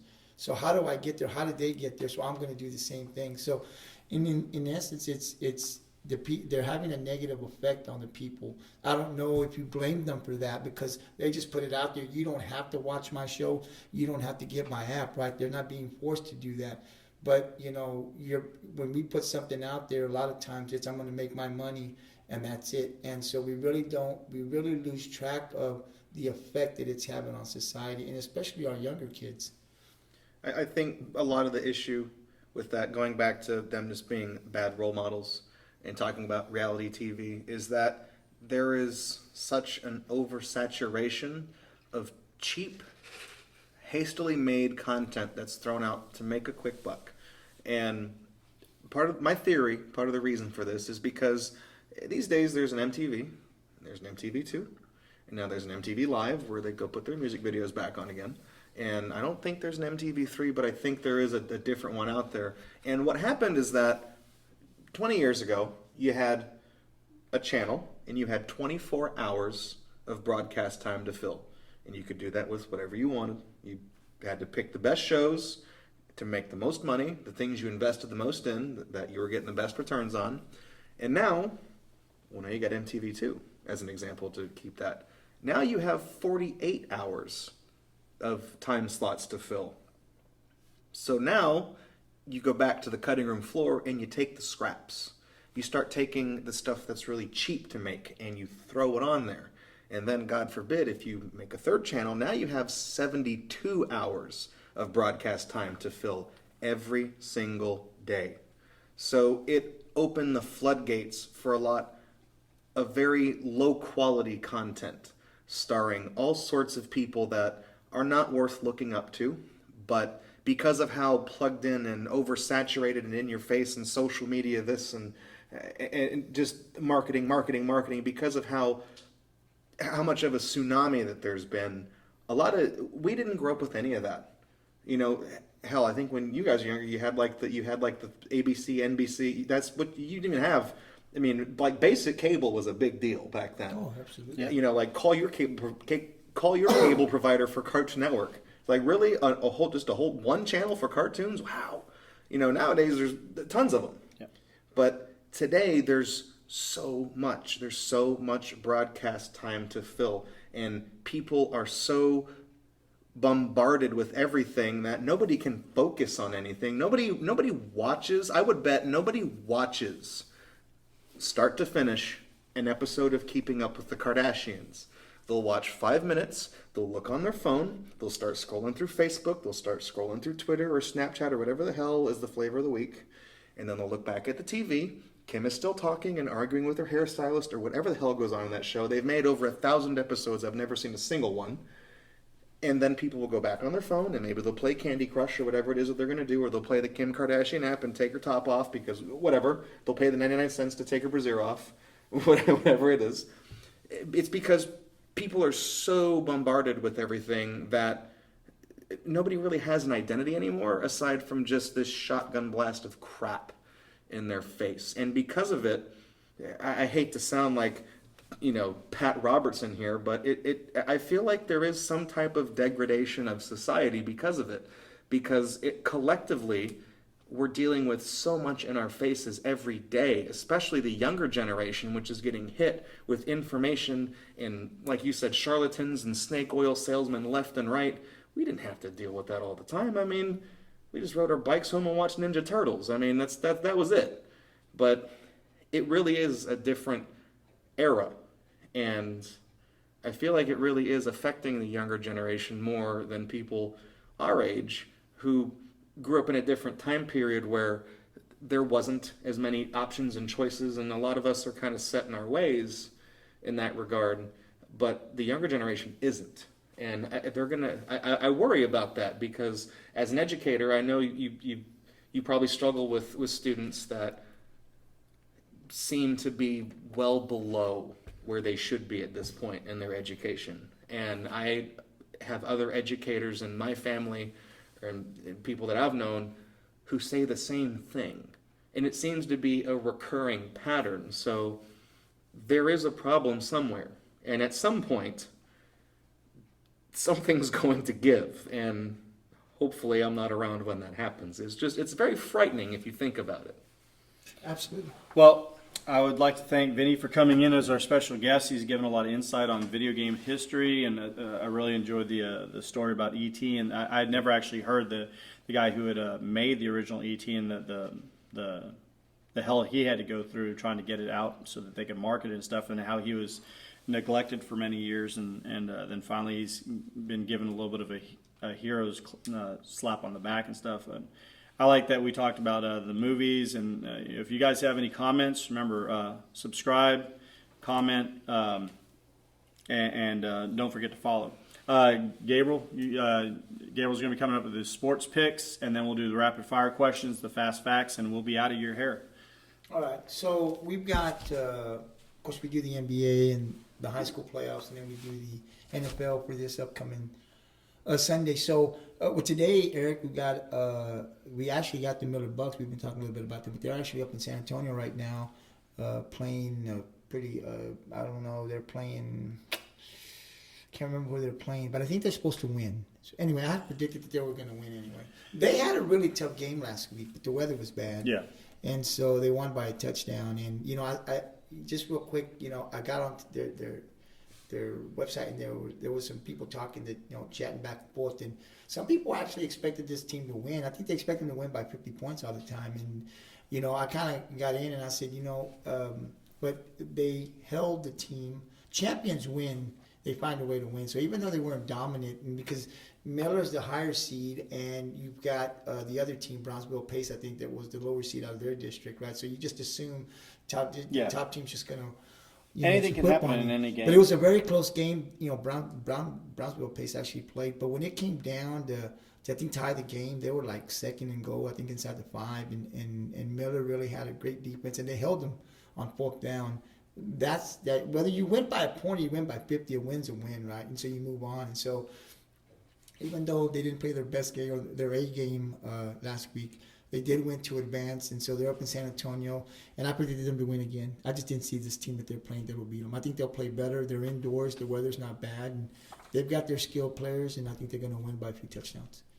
And I don't know what the score is now, but I think they'll win. So who are you going? I'm hoping for Miller. Flower Bluff, they're going to be playing tomorrow. They're going to be playing a ranked Wagner Thunderbirds. So even though Flower Bluff's from here, I think they're going to lose. So I'm going Wagner.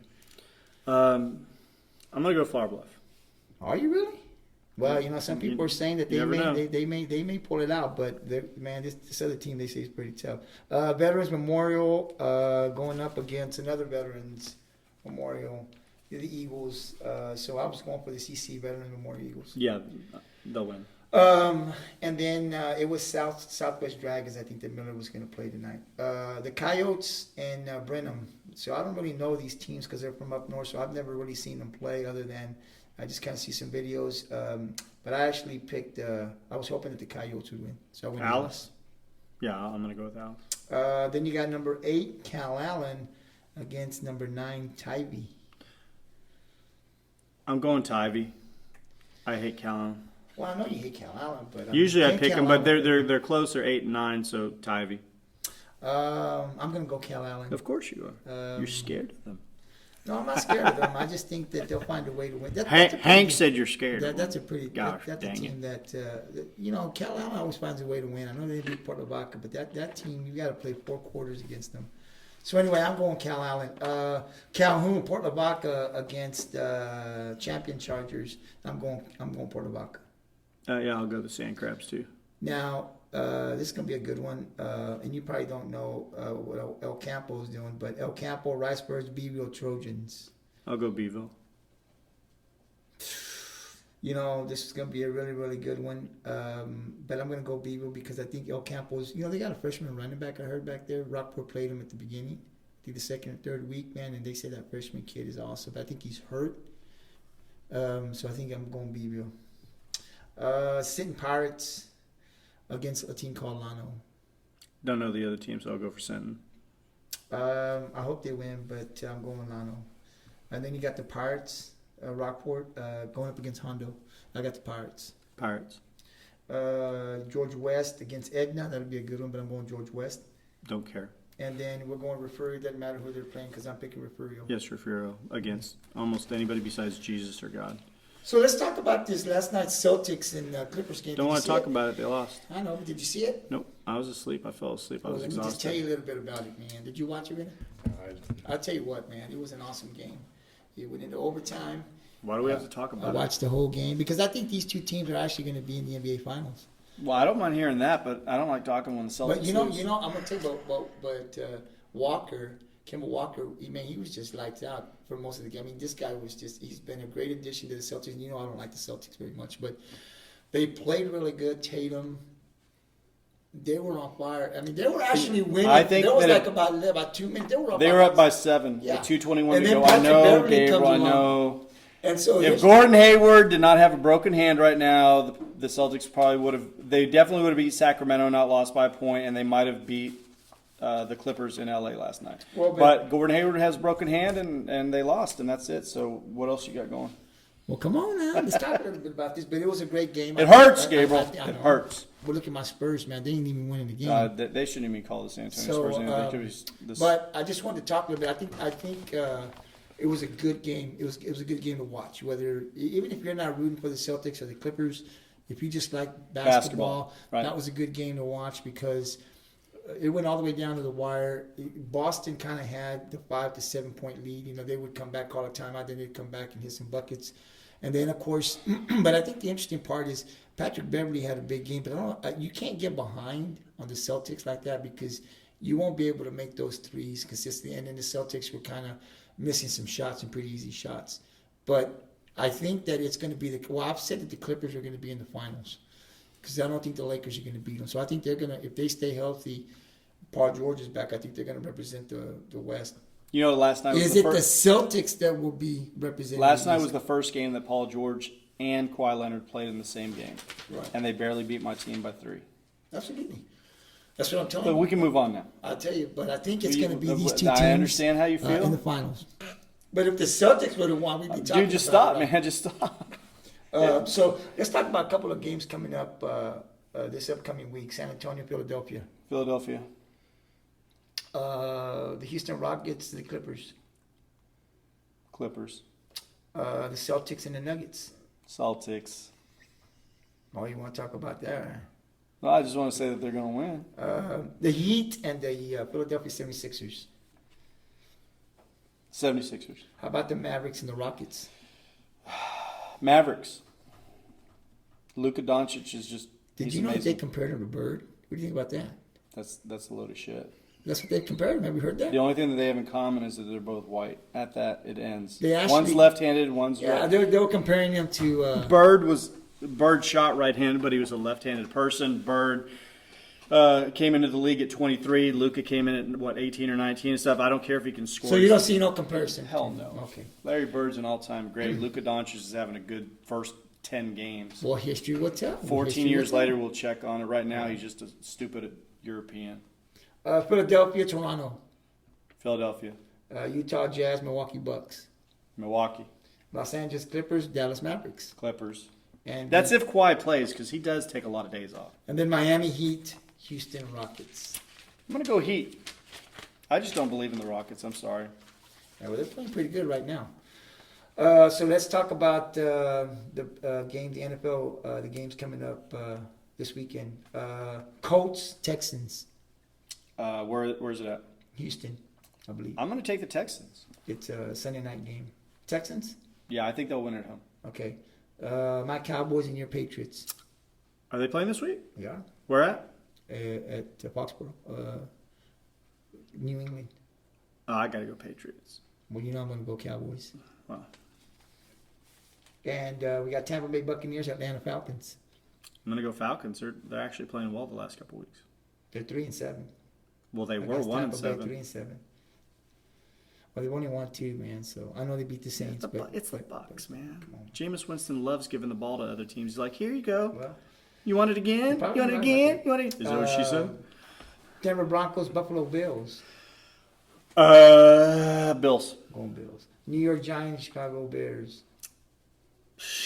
they suck, both of them. Pick one. I'm gonna go Giants. Steelers, Bengals. Bengals ain't The game. Steelers quarterback still has his head on his shoulders. So who'd you say Steelers versus? Bengals. Oh, Cincinnati. the Steelers all day long. Miami Dolphins, Cleveland Browns. Browns, Carolina Panthers, the Saints. Saints. Oakland Raiders, New York Jets. Where? New York. I'm gonna go Jets. I just don't trust the Raiders. Seattle Seahawks, Philadelphia Eagles. Seahawks, Okay. Detroit Lions, Washington Redskins. Redskins. Oh, Come on, man. That's a tough one. the Redskins are horrible, and the Lions are horrible. I'm gonna say the Padres. All right. Green Bay Packers, San Francisco 49ers. 49ers. Jacksonville Jaguars, Tennessee Titans. Titans. And Monday night, Baltimore Ravens, Los Angeles Rams. The Ravens, because they're destroying everybody. So, you know what? I'm not really going to, as you can see, I didn't really pick a team because last Sunday I won all my picks. Oh, so you're a badass. Well, I just won all my picks is what I'm saying. I'm not saying I'm badass. But before we jump, I want to say this to you. What do you think about, we've gotten a couple of comments about, and I know people have told me about the fight that occurred between the Browns and the Steelers. Steelers. So people are saying, that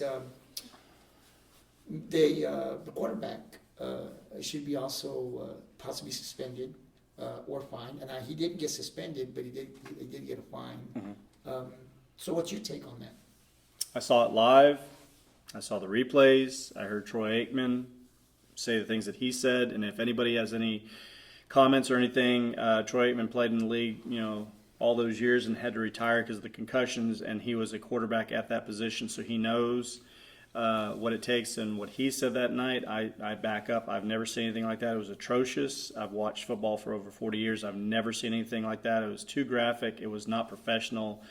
And for anybody who's rising to the occasion of, well, the quarterback started or something, that's like trying to say that it was a fight. It was never supposed to be a fight. The quarterback had released the ball. The man hit him after it. They were on the ground.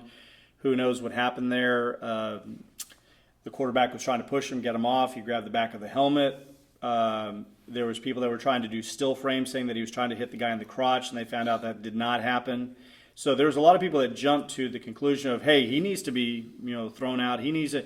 And I just kept on thinking about a man hitting another man in the head with a helmet compared to a guy trying to get somebody off of him and pulling at the back of his helmet. It's two distinct things.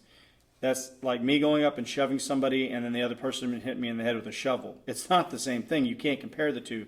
So when people are upset that the quarterback who was involved with this was not automatically suspended, but the other people were far more aggressive. This is a quarterback laying on his back in a prone position with a large defensive lineman on top of him. And I don't know what was going on there. Now today, all these days later, did you hear about what the defensive lineman said? Today he came out saying that the guy said the N-word to him. Okay. He didn't say it when it happened. He didn't say it when he was interviewed. He didn't say it when the NFL contacted him. Somehow today he remembered that it happened. Now, if the quarterback did say something, of course, that's reprehensible. But for something like that to have set you off and you didn't remember, Baker Mayfield said, I never heard him say anything about it. The other defensive linemen that were there during the scrum said, we never heard anything, and he never came to us and said, man, that guy called me the N-word. So do I think that his lawyers have told him to use that as an excuse? That is a possibility, that he's using that to deflect from his irresponsible behavior. The quarterback, in my estimation, if he's part of this, suspend him for a game. Suspend the player that came from behind, another Browns player who hit him from behind after he got hit by the helmet and came and pushed him from behind. Suspend him for a game for the cheap shot from behind. The Steeler who went to the ground, I think his last name is Pouncey, and started hitting on the guy who eventually ripped the helmet off. He was suspended, I think, 3 games. That's a good fine.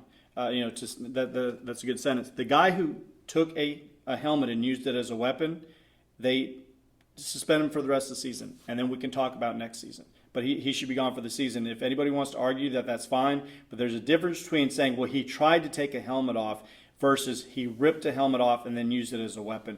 If you compare the two, you're living in a fantasy world. It's not the same thing. I don't want anybody to look at this as black versus white, quarterback versus defensive lineman. It's just a basic fact. The quarterback did nothing other than possibly defend himself on the ground after he was hit after the play was over. And yeah, he probably got aggressive, like, get the hell off me. And when that happened, if you're saying him grabbing at the back of the helmet equates to being hit in the head with the helmet, we have nothing to talk about. We have nothing to talk about. It's not right what the quarterback did. He was part of it, and he should be suspended 1 game. Well, he never, the defensive person was never in danger of being hurt by the quarterback. So if you're going to hold him to the same standards, that's just asinine. It's crazy. He was never in danger, and pulling at the back of a helmet is much different than being hit in the head with a helmet. And if you have a problem with that, you can leave a comment. But we're living in 2 different realities if you believe it's the same. Well, I've asked, the reason I brought it up is, people have talked to me about it, what they think my take is on it. And I never played football, played basketball, but I'm just going to talk about the quarterback. But when people talk to you, when people talk to me about this, they're not understanding. We're not professional football players. We're sideline people. Mm-hmm. These are professionals who went through high school, who went through college, and are now in the NFL at the highest level. And even though they're humans and they have emotions, they still have to be treated. They still have to treat the game with a certain professionalism. Mm-hmm. And if the guy said the N-word, then he should be banned for the rest of the season. And maybe never even sniff the NFL again, because you just shouldn't allow things like that. But if the whole thing started because he was upset that he pulled on the back of his helmet and he just lost it, even the coach said it embarrassed the league. It embarrassed everybody. So the thing is, you can't be a child out there. You have to be an adult. And guys will bring machoism into this, saying, yeah, but if somebody did that to you in the street, it ain't me. I'm not an NFL player. And if we're in the street, that's a different story. Right. This is 2 NFL players that are being paid millions of dollars to be on a football field playing a game. It's at the end of the game. Your team just was about to win 21-7. It was an incomplete pass, I believe, on 4th down. All you had to do is take a knee and it's over. It's over. And you lost your cool and hit a man in the head with the helmet. There's no reason to do that. You're a professional. You're at the highest level. If you can't mature to that level, then maybe you don't deserve to play in the league. Well, this is my take on it. If the quarterback, and you're not going to be able to prove if he used the N-word or not, because he's going to say no, he's going to say yes. So to me, it's irrelevant, right? But you take off another person's helmet in football and you try to hit him with that. It doesn't matter what the other guy did. There's no place for that because you could injure. He's really lucky that, the other guy wasn't injured. So it doesn't matter what he comes out and says. To me, there's no place for that. That's a serious matter. So the quarterback, if he did instigate it and stuff, like you said, he's going to get fined. Maybe you should get suspension. But it can't be the same. I don't agree with it being the same. My hope would be that the defensive end would say, you know what, I made a terrible mistake. I've had a couple of days now or more to really think about it and come out and apologize. Because that's the thing to do. Now people have asked me, should he ever play in the NFL again?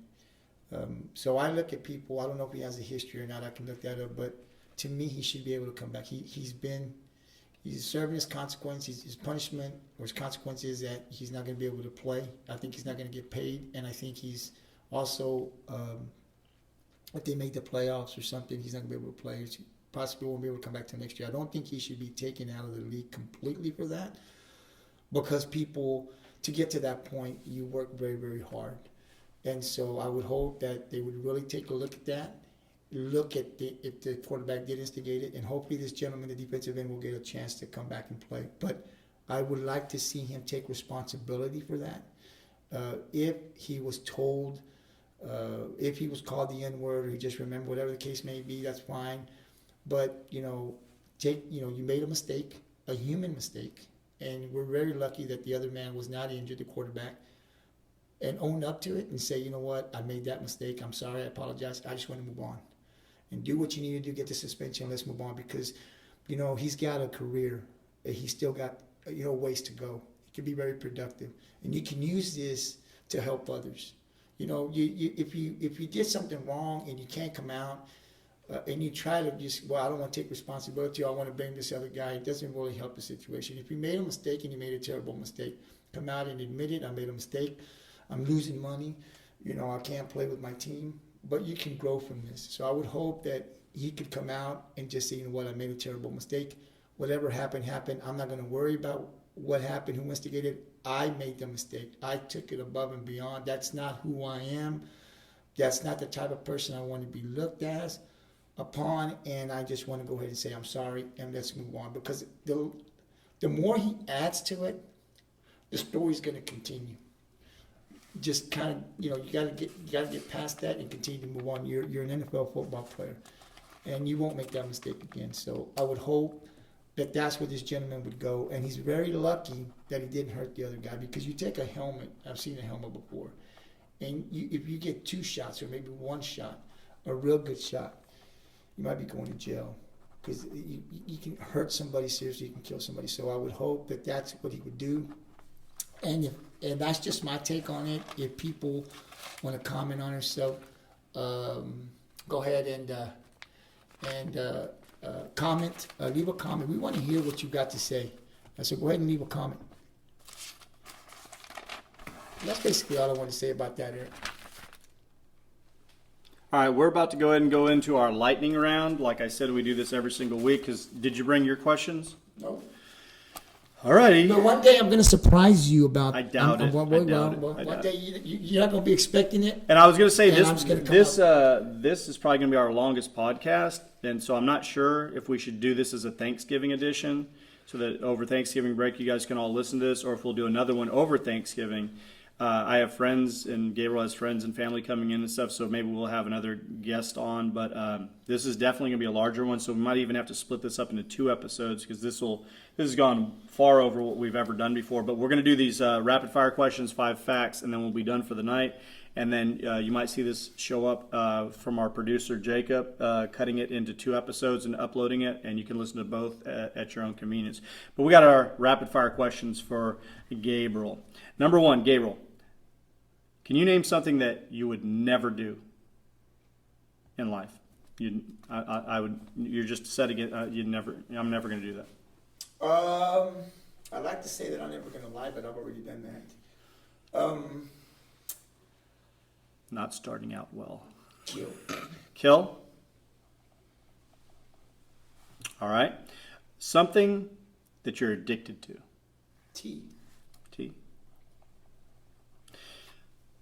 What is your least favorite beverage? Least favorite drink? Like when you taste it, you're like, that's disgusting. Beer, I told you. I still drink it anyway, but it's beer. If you're stranded on an island and there's food already growing there, vegetables, fruit, there's water, there's fresh water, so you don't have to worry about food or water. But you're stranded there and you don't know for how long. Can you name 2 things that you'd want to have with you there? Selma Hayek. Jesus Christ. Selma Hayek again, this guy. Okay, seriously now. 2 things that you'd like to have on that island. Selma, for real. So Selma Hayek, and what else would you want? Well, I guess if I was on that island, I'd like a TV with cable, satellite or something. You know. So just How would I watch my sports? All right, so Selma Hayek and a television with possibly DirecTV or Dish Network or something. Sling, maybe. Where were you born? I was born in a little town called Taft, Texas. All right. So we've got his answers, and like I always said, we match up, and we'll see if any of these go together. Something you would never do. Gabriel said kill. I said drugs. Does not mean I want to kill. It just didn't come to my mind. I'm like, I've never done drugs, so I don't think I'll ever do drugs. You know why I didn't say drugs? Because I'm in my, I'll just say I'm in my 40s, and I've never done drugs. So it's not something to pop in, because if I was maybe 20, 21, 19, I might say that. But if I didn't do drugs when I was young, I sure as hell ain't going to do it in my 40s. All right. Now, kill something I could always do. But I won't. He's a good guy. People trust me. He's not going to go kill anybody. I don't think. But Hank might sit there and say, "God dang, let's go out there and kill some possums." All right. Number 2, something you're addicted to. He said tea. I said the Boston Celtics. Least favorite beverage. He said beer. I said any form of alcohol. I don't drink. If stranded on an island, what 2 things would you want? He said Selma Hayek and a television so he could watch sports. I said a solar-powered iPod so I could always listen to my music. And also the ability to make fires so I could be warm at night. Gabriel, I guess, is figuring Selma's going to make him warm at night. So come on, baby. Come on. Anyways. And number 5, where were you born? He was born in Taft, Texas, and I was born in a town called Lowell, Massachusetts. So that's our rapid fire questions. And to finish up our podcast, number 5, our 5 fast facts, which I've actually got a lot of comments in the last week or 2 that people were really looking forward to these things because they're just things that they didn't know. There's things that I didn't know. I've heard this before. I didn't know the percentage, but some of these things will blow you away, especially number 1. Number 1, 7% of Americans believe that chocolate milk comes from brown cows. That is a fact. I'm not BSing you. Now, if you say, well, 7%, that constitutes, and I want you to listen closely, 16.4 million Americans are so backwards, they think that brown cows shoot out chocolate milk. 16,400,000 people are schmucks. Number 2, top foods that cause you to fart. What do you think number 1 is, Gabriel? Don't know. Beans. Come on, man. You know this. Number 2, corn. Number 3, bell peppers. Number 4, cauliflower. Number 5, milk. And number 6, cabbage. Now, I knew cabbage and beans gave you a lot of gas. I did not know corn gave you gas. And bell peppers, how often are they eaten? Milk, I understand if you're lactose intolerant, but damn, we all ate cereal growing up and stuff. I don't remember eating that and just ripping one. So maybe that's not appropriate for the 5 facts, but this is Eric. Number 3, the average male gets bored of shopping after 26 minutes. Now, I don't agree with this fact. I don't agree with this fact because I have a wife and I've shopped, and I can tell you I'm bored within the first 26 seconds. Not 26. It does not take me almost a half an hour to sit there and say, where's the door? I love her, but there's just a difference. If I go into a store, I want to go in and buy what I'm going to buy, and then I leave. I don't sit there and do, what's on this aisle? What's on that aisle? Hey, look at this. Oh, this is on sale. We should get that. No. It's boring to me. You go into the food store, you get the food that you're supposed to get, you check out, you bring it back, you put it in the refrigerator, put it in the... You go to Best Buy, you're going to buy a computer, you buy that computer. You can look at these things online and stuff, but the average male supposedly gets bored after 26 minutes of having to shop. Gabriel, do you get bored before 26 minutes? I didn't want to go. I'm telling you. Let me just clear that up. When I was younger, I didn't like going shopping at all. I just didn't. I would get bored very quick. I didn't even want to go. But as I've gotten older, I've changed. So I think that is correct. Because now that I've gotten older, I walk in. If I go into HEB, I like to look through every This shelf. is also like clothing and stuff. Well, I say my clothing, I used to just go in there real quick. Yeah, I'd be out that's what I still I'm do. not like that anymore. I now would go in there. And If I need a pair of jeans, I go find the pair of jeans, preferably inexpensive, because I don't need to wear I used to brand. be like Boom, that. boom, I'm boom. not like that now. Now it would probably take me longer. Someday maybe you can go allow me to get shopping. to. Absolutely. I can get to the level that you're at now, Absolutely. so I can care. Absolutely. And number 4, Facebook, Instagram, and Twitter is banned in China. If you're in China, you're not allowed to have Facebook, Instagram, or Twitter. So imagine that, Americans, the freedom that we have. And the last one, number 5. It has snowed exactly once in all of recorded history in the Sahara Desert. It has never snowed there but once. And that was February 18th, 1979. It snowed for 30 continuous minutes, and then it melted away within 2 minutes. So, unbelievably, in the Sahara Desert, one of the hottest places on Earth, on a rare day in February of 79, I think the Doobie Brothers' What a Fool Believes was out by then. It hit number 1 in April. It's one of the greatest songs ever. It actually snowed. And they're talking about in recorded history. So they're talking about any of the tribes, any word of mouth over time. It's never snowed there besides that one time. So those are your 5 facts. I hope that you enjoyed our time here tonight. And like I said, yes, go ahead. I was going to say, make sure that people leave a comment. Comment, yes. On anything that we talked about today, the video games, and we had Vinny here. Anything on this podcast or past podcasts that on our episodes that you think that you want to get involved with, you have an opinion on.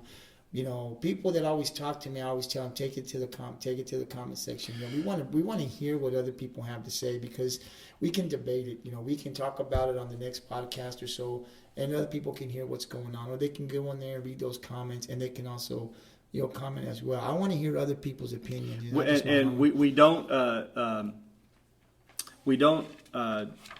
We're not unappreciative when you send us direct messages, like on the Gmail account. On any account, like on a direct text, on Facebook Messenger, anything like that. I've received some of those where the people are saying, we really like this and we really like that, and we like when Gabriel does this and that. But I'm all like, that's what we need in the comments, because in the comments you'll have other viewers comment towards you. So we don't mind getting those, and it makes us, it inflates our ego a little bit, like, hey, they like this and stuff. But the thing is, I'm only seeing it on my phone, or Gabriel's only seeing it on his phone, and nobody else is seeing it on the actual YouTube channel. So if you could possibly do that, you can still send it to me. I don't mind opening it. I think it's awesome opening it. I'm sure Gabriel would like to see that too. And word of mouth, we like to get that too when you come up to us and say, we really enjoy this stuff. But if you could leave that comment, that might lead somebody else into subscribing or also leaving their comment. Then you have an entire dialogue that opens up amongst our listeners. So remember, subscribe, share, comment. And we're out for podcast number 5. We'd like to thank Vinny for coming in. Anything, Gabriel? No, just thank you, Vinny, for coming in. Thank you for having me. I learned a lot today from Vinny. There's a lot of things I didn't know, and hopefully we'll be bringing them back. Well, I know we'll be bringing them back at some time, because I know we're going to get some really good feedback on what he talked about, because there's a lot of kids out there that play these video games. So we'll be bringing them back at some point in the future, so he can talk some more and we talk other stuff. I'd love if you guys ever do a subject on streaming and streaming culture, and people engaging in watching games instead of playing themselves. I know we've talked about that briefly. If that's a topic y'all are interested in, I'd love to come back for it. It's mind-boggling that somebody would actually sit there And watch somebody pay else. somebody to watch. Yeah, It's like watching sports That's almost, something I would do. Yeah, but for me and Eric to sit there, and Yeah. would you pay some? Would I pay? I want Eric to play the game. Right. I don't want, right. and then they're like, "Well, we'll go play in the NFL." Well, I'm not 6'3", But it's 250 very pounds. interesting because that's the kind of world that we live in. So Eric and I didn't grow up like that, and so it's kind of hard for us to. Why would we do that? And that's why we have Vinny here and other people, because we want to be able to see why do people do this. So you can give us insight on how this stuff works. And I'd love to give you the inside scoop. So podcast number 5 is up and done, and we'll have it out to you guys as soon as you hear it. It's as soon as we could get it to you. So good night from Eric, Okay, bro. and And take Vinny. it easy.